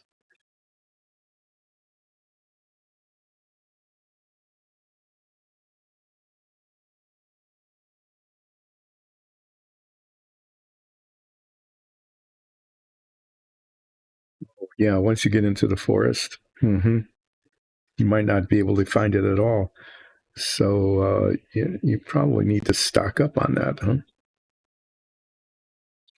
Okay, so what's going to happen to this is that it's going to get reprimed, and then on Friday you will see the results. I will see the results shortly after it's primed. I'll know whether I've been successful or whether I have a continued disaster on my hands. I'm not sure which way it'll go, but I'll know before you do. But on Friday, you will know whether or not I have a whole lot more work to do to get this to look good, since I totally, incredibly made a mess of it, stupidly made a mess of it yesterday.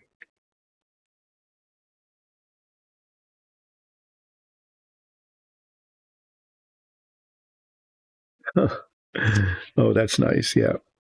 You always have to have what is it? A spoonful of sugar helps the medicine go down. Is that the song, isn't it?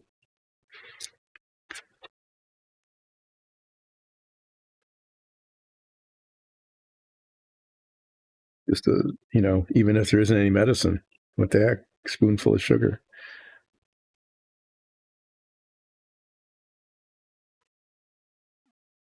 A spoonful of sugar is a spoonful of sugar. Don't turn it down.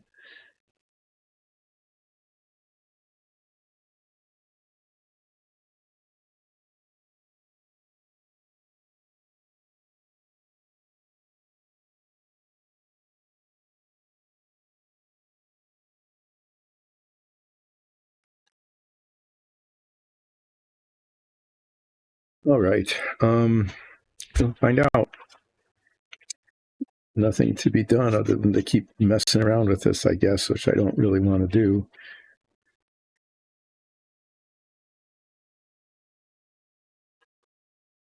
Is reprime it and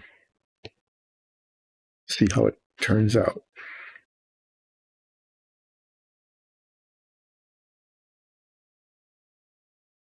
Where'd my red block go?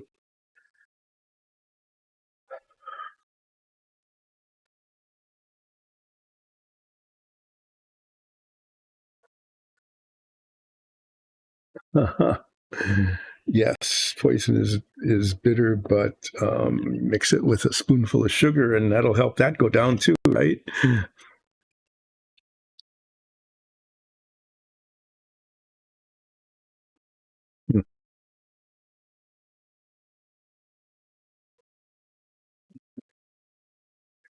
So ordinarily, what I would do is put a clip on here and stick it like that, but it doesn't hold that well. So I pretty much just want to spray paint the bottom here and then turn it over and spray all around and then just set it down like this.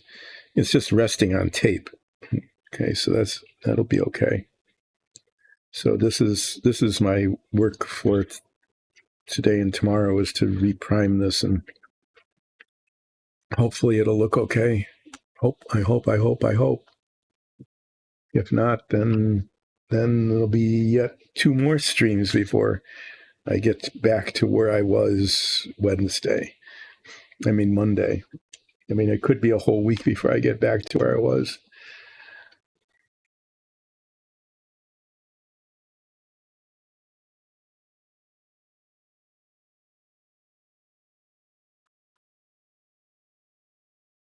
So is Haroon going to make poisons?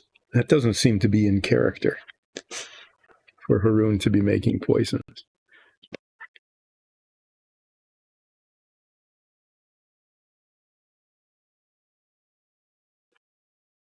Maybe that's why it was jokingly.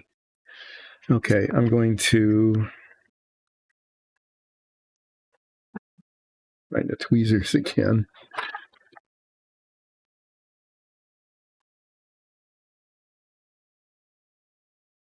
Mm-hmm.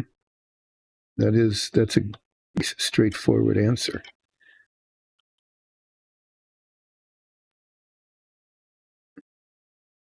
The odds of these little retaining rings disappearing before they're installed is really very high.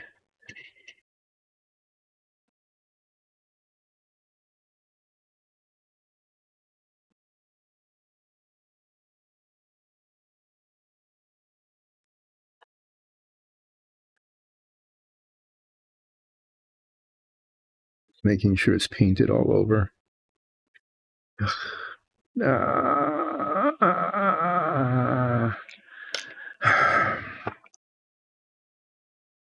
See, it's not until it's painted and final inspected that you can see the flaws. The sprue is attached to the ends of these little prongs, and that one wasn't, there was still a little left. It'll be real quick to fix it, but it's just one more little thing.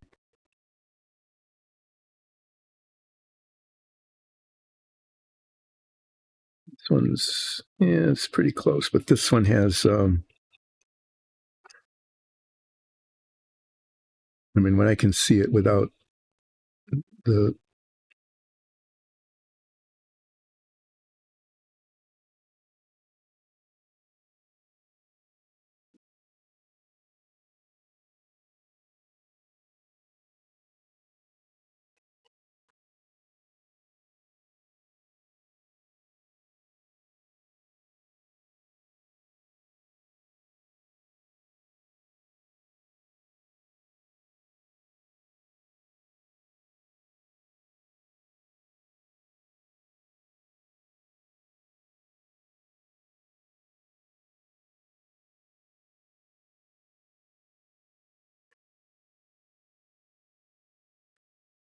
yeah, that seems like in character. That's what Haroon would say. It's like, I don't make poisons. I'm a healer. Why would I give you a poison? You have to have a very good reason.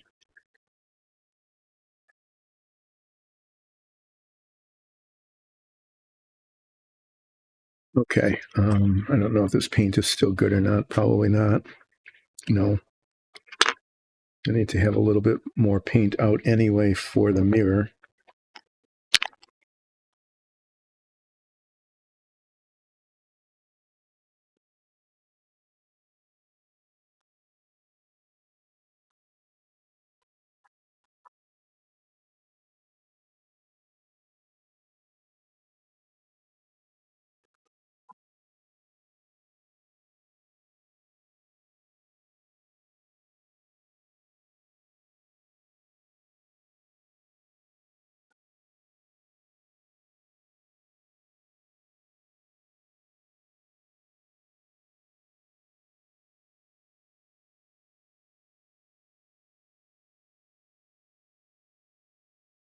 And that needs to dry before it can go in the box, which I'm going to cover before I knock it over and lose all those parts.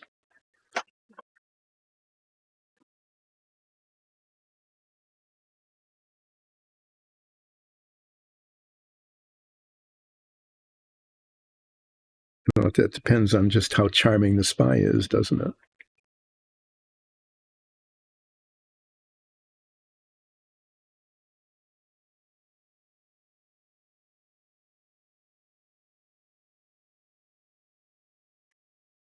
Okay, those mirrors are now looking not too bad. We'll see how they look on Friday after the paint dries.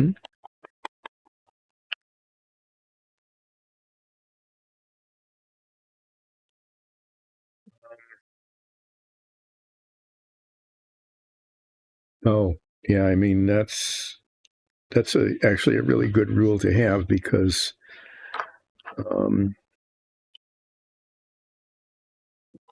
it becomes a really dangerous thing, even if it's a good potion. You know, if it's something that's good, you should be right up honest and open about it. I'm going to put these things here. I'm going to spend some time now, apparently knocking things over, but cleaning up. I've just kind of made a mess here, and I just do. Yuck! This is really a mess. So start by cleaning this brush. Okay. You know, like a sparrow right in the spy game. For some reason, that's effectively manipulative.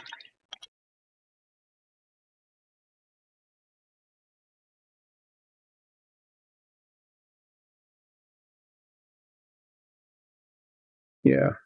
Yeah, especially if the effect is temporary. I think that would be in character.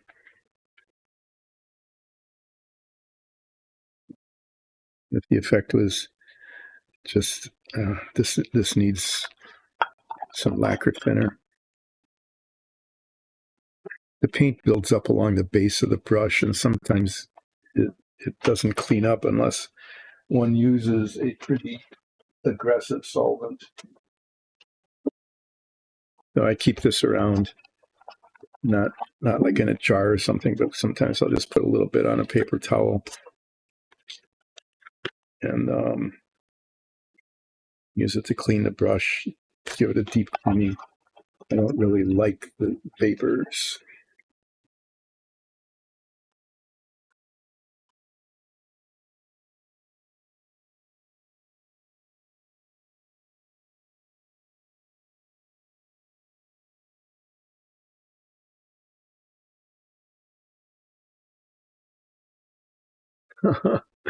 Oh, place with a mushroom. Okay, that's yeah, definitely. One could have done worse.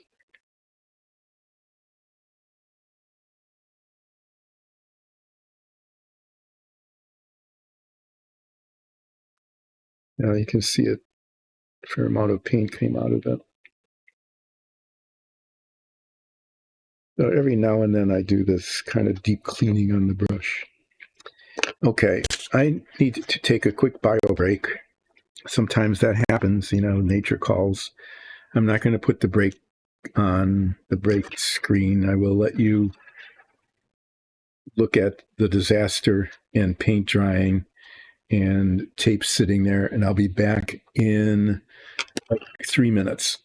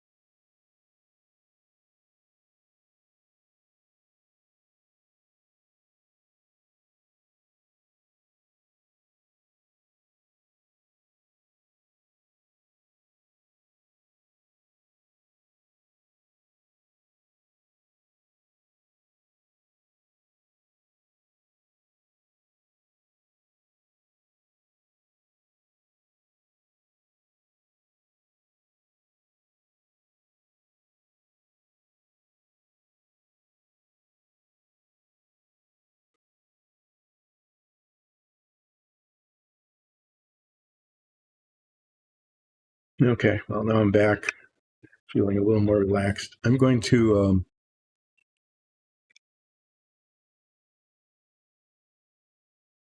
would be surprised by the ruthlessness of the writer, but I suppose there's times when that's called for, right? Um, I'm just looking at my workspace here and lapsing into despair at how much of a mess it is. Not really despairing, but just wow, how did it get like this? So I'm going to be reaching over things and well, let me tell you what I'm going to be ending up doing. I'm going to ending up throwing this away because this is yeah, one of those Okay, I can understand that. It's like everything's just fine. I'm cool. I'm friendly and happy, but you push just the wrong thing a little too hard and bang, right? You learn that you shouldn't have done that. Okay, so between now and Friday, I'm going to paint this green. Almost all, I mean, this is all that's going to stay yellow. But I painted the whole thing yellow so that if the green wasn't opaque enough, it was consistent. Consistent in its color, in case the yellow showed through a little bit. And then I will take this tape off, and hopefully there will be a beautifully, nicely edged yellow stripe here. And then this part, then I'll have to decide whether to try to touch a little bit of metallic paint to that little bit of thing that was sticking out or not. And I don't know. I'll see how brave I am. So between now, oh, I imagine so. I imagine a medical alchemist can, oh, yeah. Nothing fatal, just very unpleasant, right? Very unpleasant. So between now and Friday, this will be painted green on Friday. I will unmask it. Hopefully it will look okay. Otherwise, I'll have to strip off the paint and start over. And I don't really want to do that. So let's see how it goes. Why is...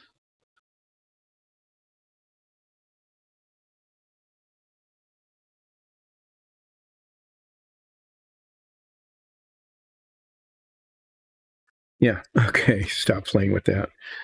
Also, between now and Friday, this is going to be reprimed, and hopefully it will look okay. Where I've done all this feathering and cleaning up, it will look okay. And if it looks okay, then I will go back to painting it yellow and then taping the stripe. That's going to be quite a chore to get the flare on the nose and everything correct. I'll be doing that and then painting it green. So this is going to take the whole car depends on this piece getting done with the yellow stripe on it. Okay. And once this is done, which will take a long time because I have to prime it. And if it's okay, then I have to paint it yellow. And if that's okay, then I tape it and paint it green. So there's 3 paintings, so it'll take at least another week. It won't be until next Friday at the earliest that this is going to be ready for final assembly, really. But I think that's it then. I think once this is done, then I can pretty much finish it up. So it's really too bad that I lost 2 full streams by messing up the yellow paint. Because if I hadn't messed up the yellow paint, I'd be taping this now and painting it green. And on Friday, I would be unmasking it.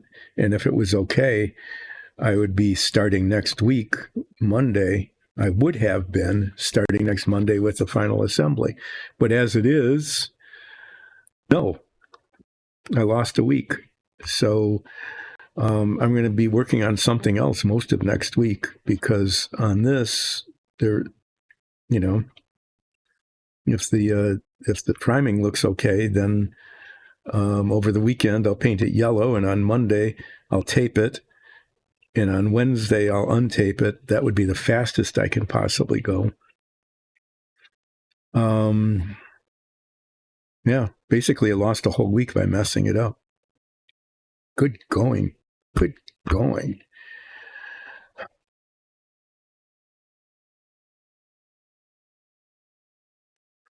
Thank you. Yeah, it must be warm where you are too. It's been in Fahrenheit near 90 for several days now. Quite a while.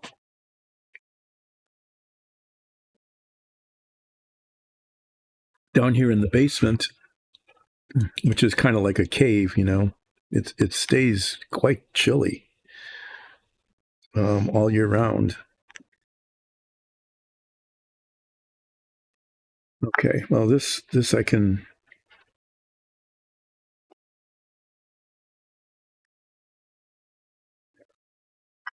All the tiny bits are in here. This is now trash. I can put it over here. Even better yet, I can throw it away.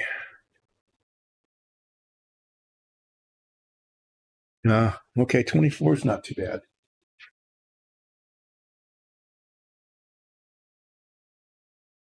No.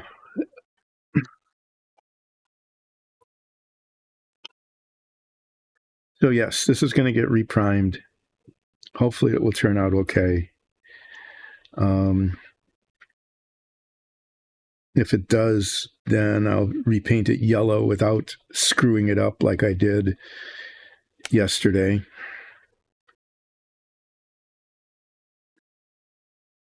I'm just going to hand brush the inside of the nose. It's just,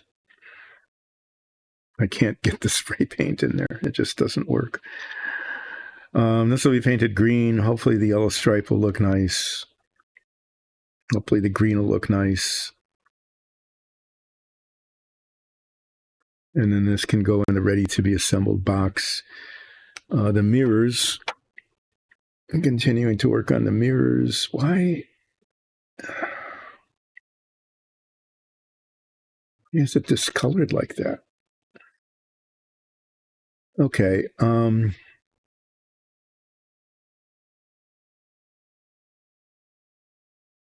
The paint just isn't going on evenly. The filler, I'm not sure what the interaction is between the paint and the filler. You know, what I'm going to end up doing here is I'm going to prime these. I'm going to put some primer on that, and hopefully that will mask over. I mean, you can see it, those like rings on it, where the filler is and where it's not.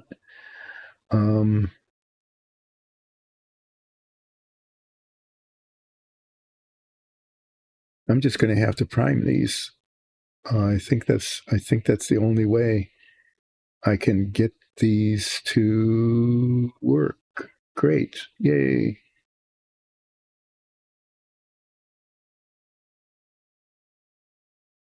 And there's just I'm going to keep messing with these mirrors. These are just driving me insane.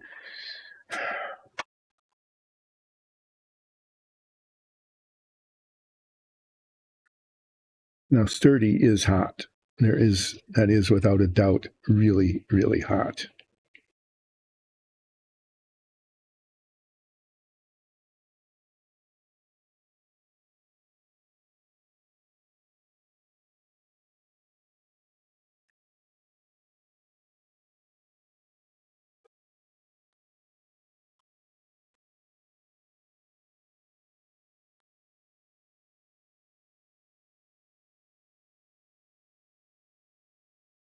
It's just an edge here that just isn't. Like a little niche, a little nick there.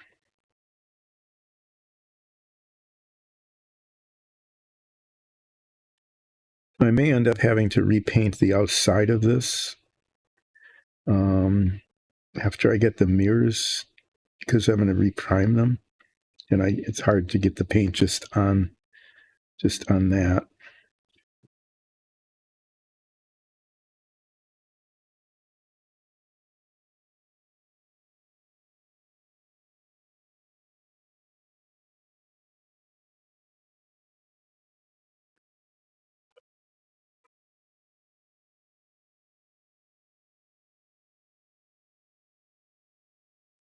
Okay, I'm going to try something.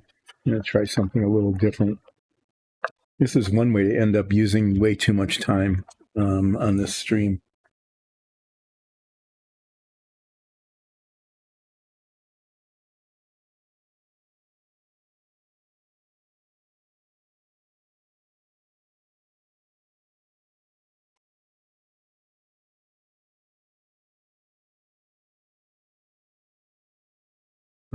Yeah, thank you for noticing that. You've seen that happen, haven't you, over and over again? Is that it's the overcorrection issue of it's just not working, and then I do something and make it even worse than it was before. And it's getting really close to that with the mirrors. So yeah, what I'm going to do with the mirrors is just get a small piece of this cardboard. I just want them to hold on to something because I'm going to be using the primer on this anyway. Okay, as I'm going to reprime the face of the mirrors because wow, it has been going on forever and ever and ever and not. And it hasn't been successful. So this particular kind of sticky tack, I don't know what the difference is in the formulation, but it doesn't leave residue all over the piece. So I'm going to take some off the top of the holder here, since it worked here. I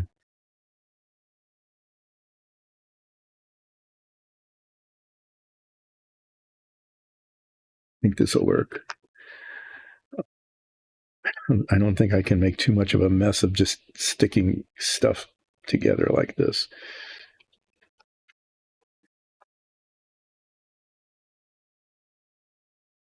At the rate things are going here today, I don't know if I'm going to end early or not. And that's not going to stick to that. Will it stick to this side? No.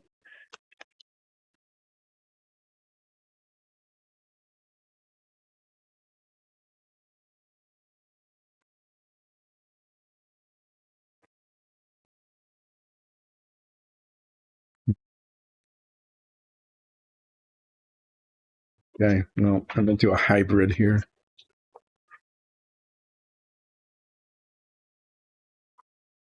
Take my sticks to anything and everything and leaves a residue sticky tack.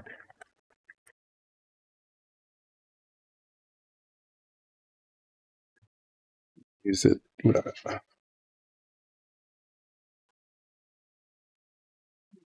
Take one sticky stuff to the other sticky stuff.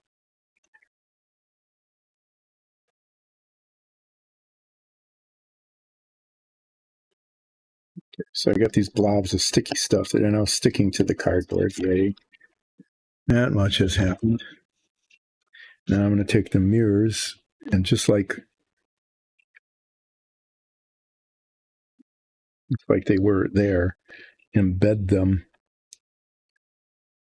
in here. Because the part I need to prime is the mirror face. Yeah, that's sticking up. There we go. Yay. I'm going to be messing around with these mirrors probably, for hours next week.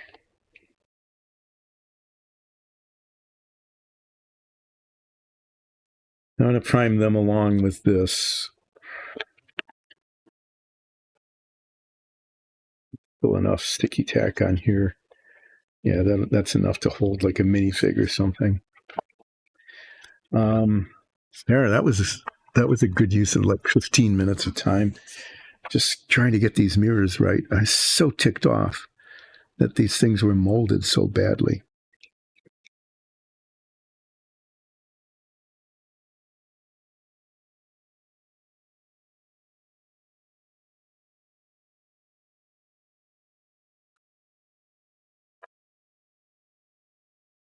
What's going on here? I'm hoping I just rubbed the paint off.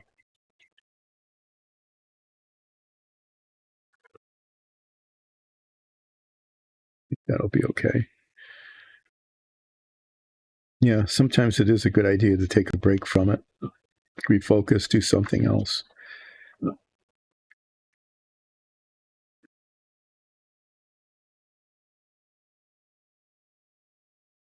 Keep finding flaws. I keep reminding myself these are little plastic bits that were very poorly made in the first place. And so it's not surprising that there are tiny little asymmetries, little rough spots.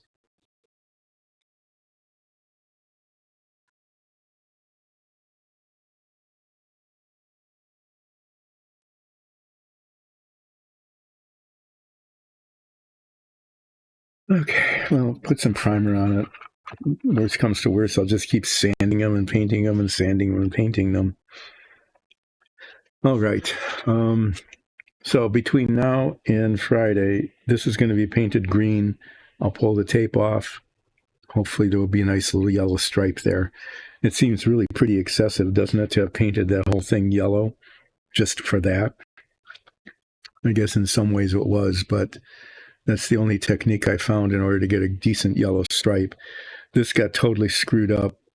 I was just beyond belief stupid when I was painting this yellow so that I have a nice yellow stripe down the front and the nose. And I wanted to get yellow on the inside of the nose. And so I just started spraying inside of the nose like that.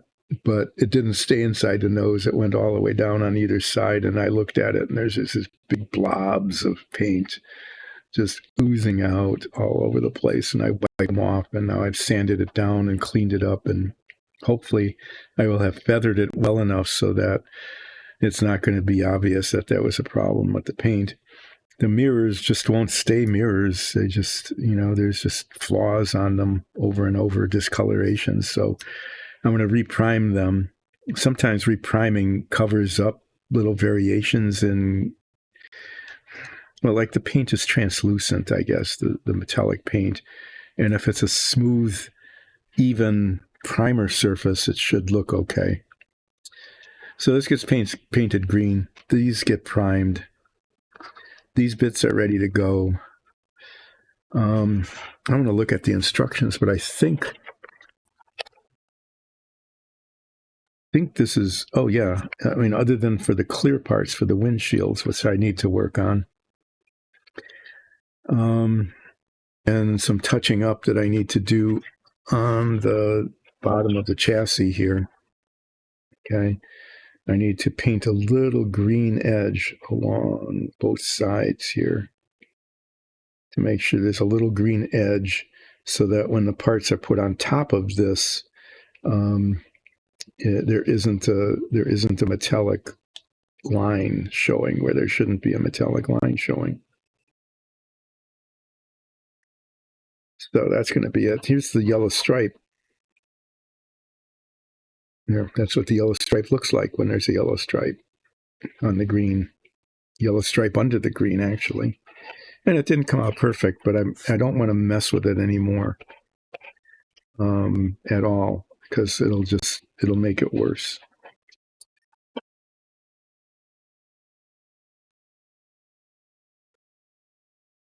So there's that. What time is it? Yeah. I'm going to do one more thing today, and then maybe I'll end up early depending on how that goes. Go back to the tires. Okay. The tires, I'll take one of the rear tires. Why not? Had raised lettering on them. And I found that I had this white charcoal pencil, and I was able to make the lettering, well, there they are. You can see it. And it came out okay. Okay. So the other thing about these tires is that there's this raised edge all the way around it. And on the real car, that's yellow. I noted that on the box top, okay, they got the Firestone okay, but they didn't make any effort to get the yellow stripe on the tires. So I'm going to try that now. This is an entirely reversible process because I'm just using chalk. Okay. And I've kind of tested this before, and it kind of works.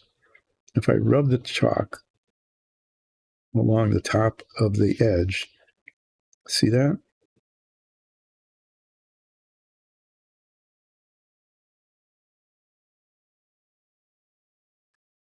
It's not perfectly even,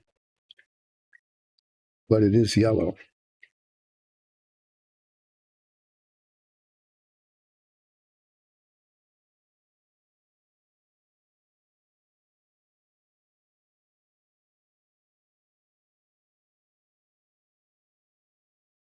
And I can clean it up a little bit. I can run a toothpick around it, and where it's a little bit ragged. Anyway, I'm going to do one of these. I want to see how it looks after I go around the entire. I've only done little arcs, little pieces of it in the past, just to see, kind of a proof of concept kind of thing.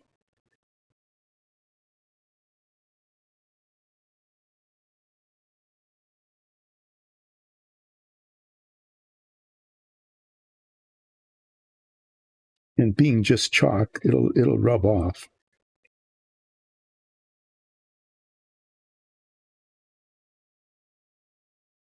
So once it's on here, I need to be careful not to keep rubbing it.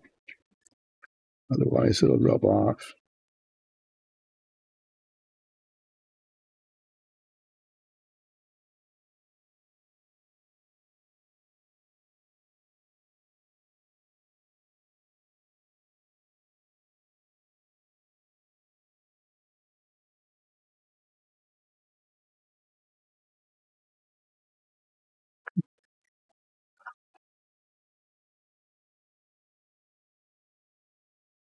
Get a lightly damp toothpick.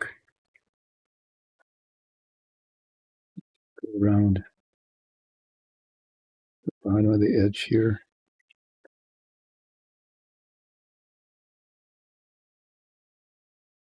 And then got some extra around here.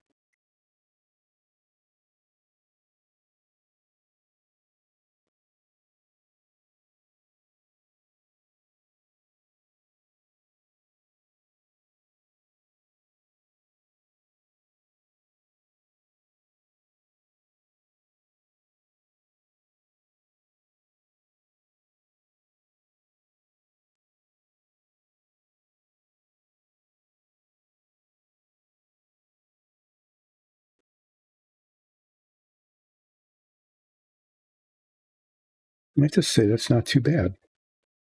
Okay. I mean, it's not perfectly even or anything, but you can see the yellow stripe. Yeah, I'm going to do the other ones. Why not? I've still got a little bit of time. That didn't go badly. Okay. Let me try one of the front tires. It wasn't a disaster or anything. So maybe I can have success doing that.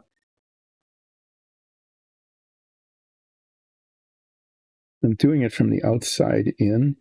I learned this lesson by testing it, is that I can very successfully run the toothpick around the outside because it's raised pretty high. But on the inside, it's not raised quite as high, and so it's harder to clean off any chalk dust, any excess dust. Okay.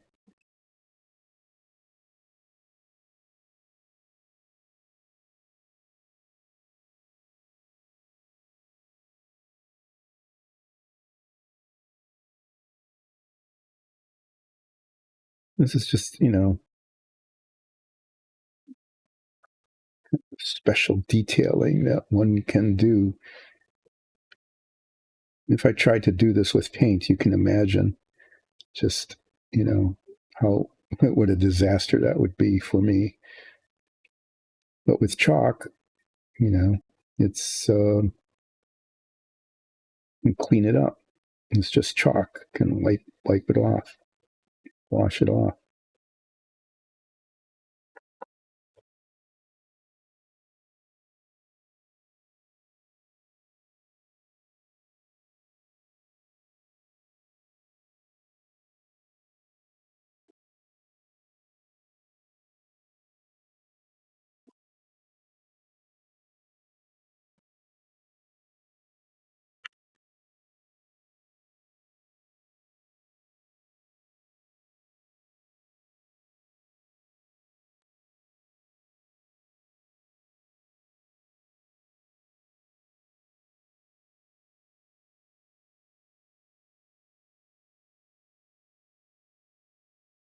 I'm kind of liking how this comes out.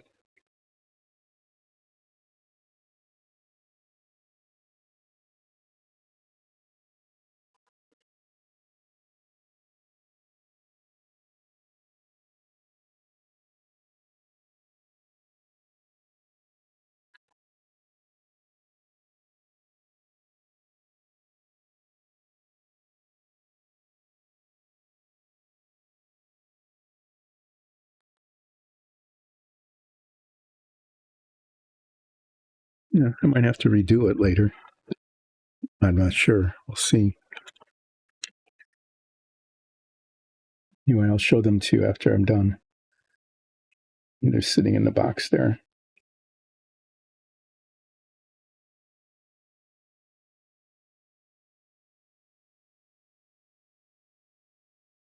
This is the kind of thing that's at my skill level, which is like when I was a kid, I was really good at coloring inside the lines. I think I've talked about that before, right?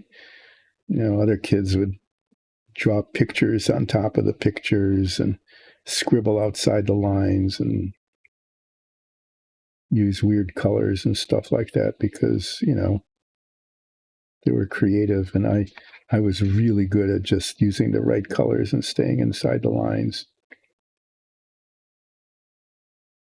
First and second grade teachers really liked that kind of thing, so I got all sorts of, reinforcement for being incredibly boring and compliant.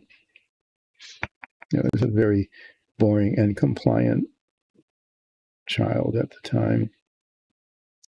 So I failed to develop any really kind of, creative skills because, that just isn't what was rewarded.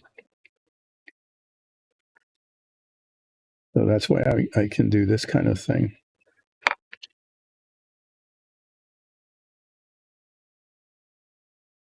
That's why when I'm painting minis, okay, I'm really good at getting the base coats on, staying inside the lines, getting nice kind of demarcation lines between one color and the next.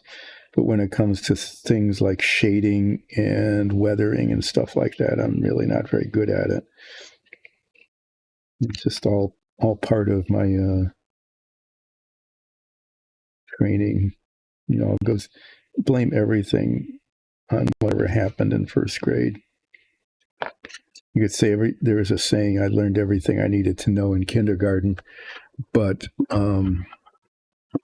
we didn't have a kindergarten near where I was, growing up a million years ago. I mean, it's kind of kindergartens were actually not a real thing yet. So I didn't go to one.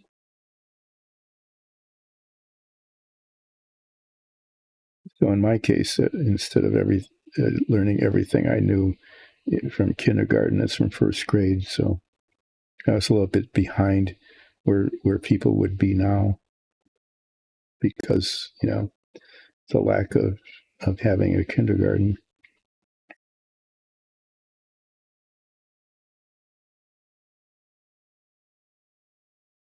But, in this case, I'm not staying between the lines. I'm staying on the line because it's a line that I'm doing. But, it's the same sort of thing. Nope.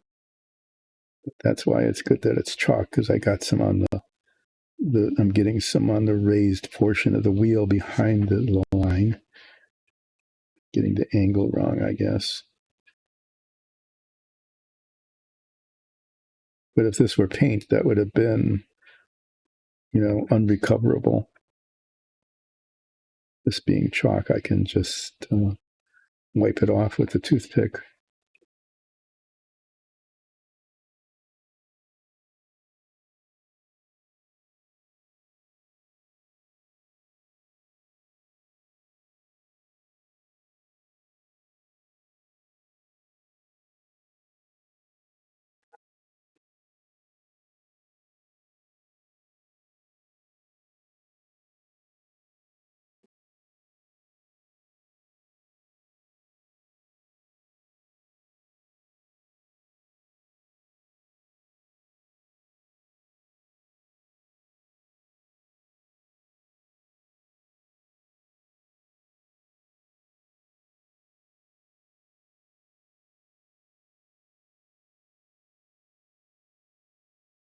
As I noted before, it's not, like perfectly even. Some spots are a little yellower than others.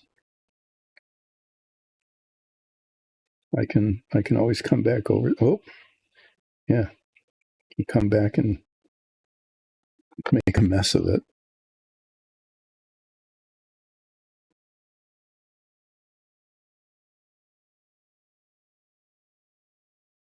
good thing I'm doing this with chalk this time of the stream. Everybody knows increases the likelihood of a significant oops even more than during the rest of the stream when there can be oopses.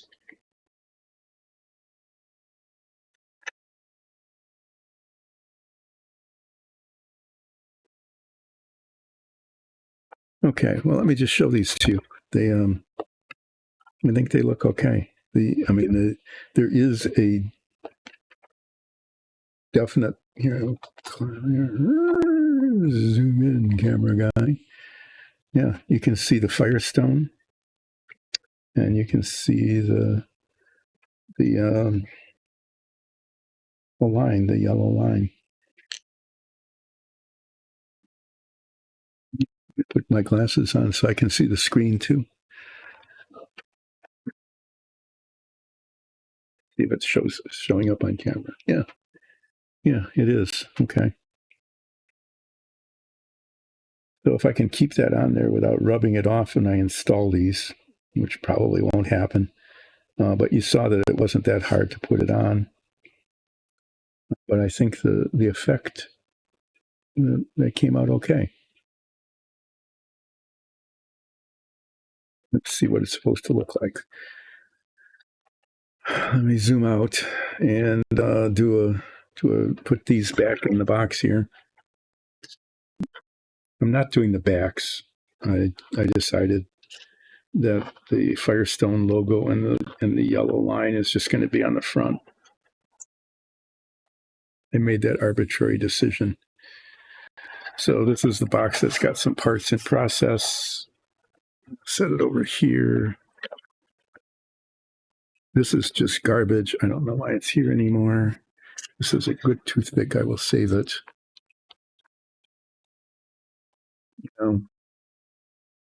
Conservation of toothpicks. What's going on here? Bits of trash that don't need to be there, that I can't pick up.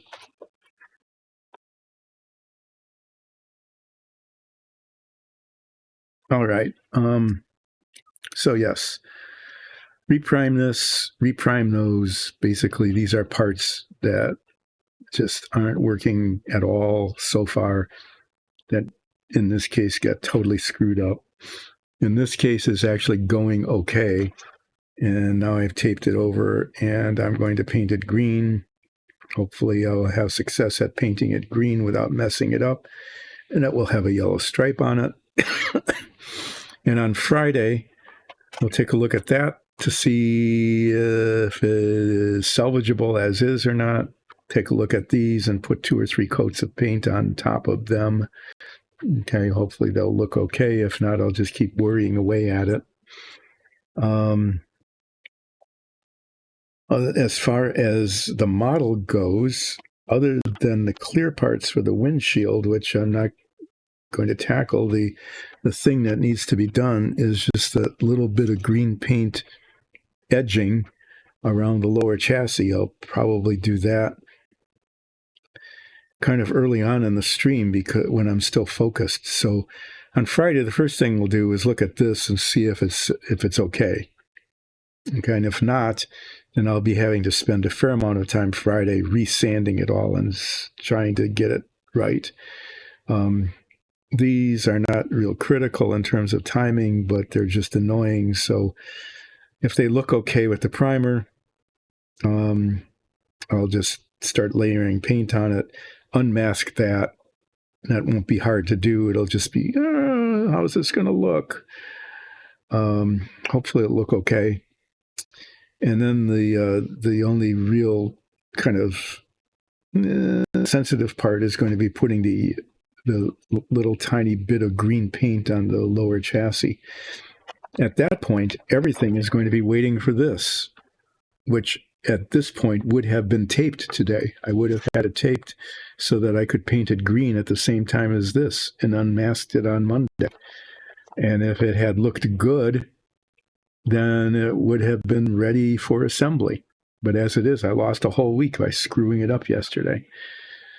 So what am I going to do in the interim? Because there won't be I'll probably film most of the stream on Monday, even if this turns out okay. Even if this looks okay, I've still got these to work on and the other little touching up to do, and then a parts inventory to make sure I've got everything I need to finish this thing. I'll probably go back to work on my maxi fig. I'll probably go back to work on this. It's been a while. I need to put a metallic base coat on all of the armor so that I can give it a nice green wash and then start putting embellishments on it. And then at some point, I'll start layering the paint on the cape. And then there's, details and highlights that need to be done on that.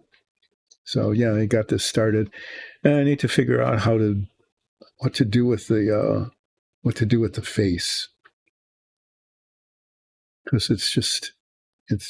it needs something. I don't want to put wash on it necessarily, but maybe just some sort of like highlights on the cheeks. I don't know. I'll have to ask Nikki about what to do with it. Anyway, I think the cold blade, I have two weapons. One is a flaming longsword, which is, as you can see, is flaming. And the other is a dagger it's a cold dagger, which is why it's got the blue on it, to make it look cold. So I'll probably go back to working on this next week.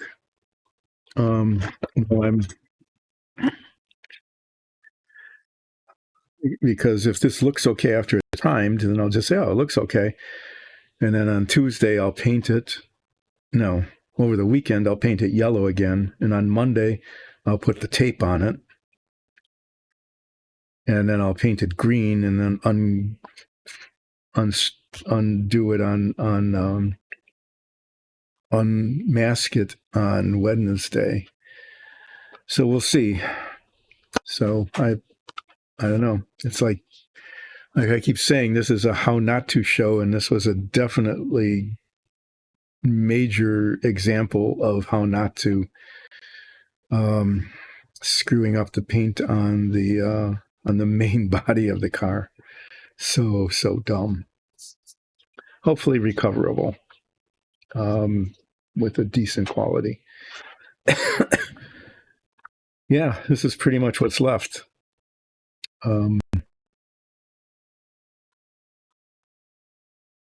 Otherwise, it's getting all sorts of little bits to fit where they're not going to fit.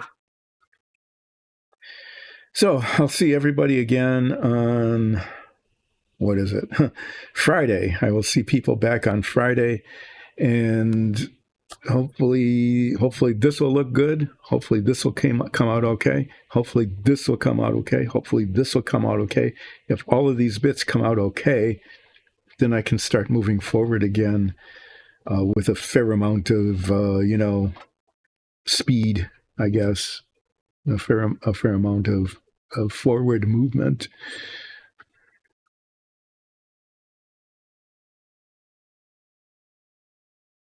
Yeah, okay. That's what I'm going to do there. Yep, I'm achy. My back hurts.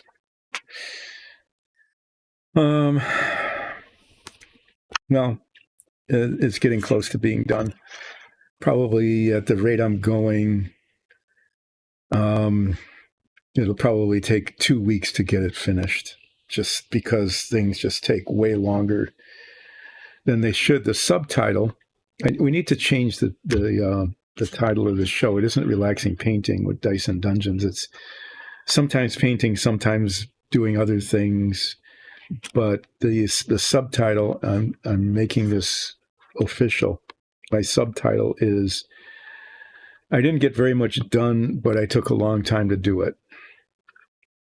And once again, that has turned out to be true. I didn't get a lot done, but I did take a long time to do it. I am kind of happy about how the tires came out, though, with the yellow stripe. I'm happy about that. Yay. See you again on Friday, where once again, I will hardly get anything done, but will take a long time to do it. Thank you. Thanks for joining in, Aman. Yeah, good luck writing the letter and giving a gift to the character that's leaving and being replaced on your game.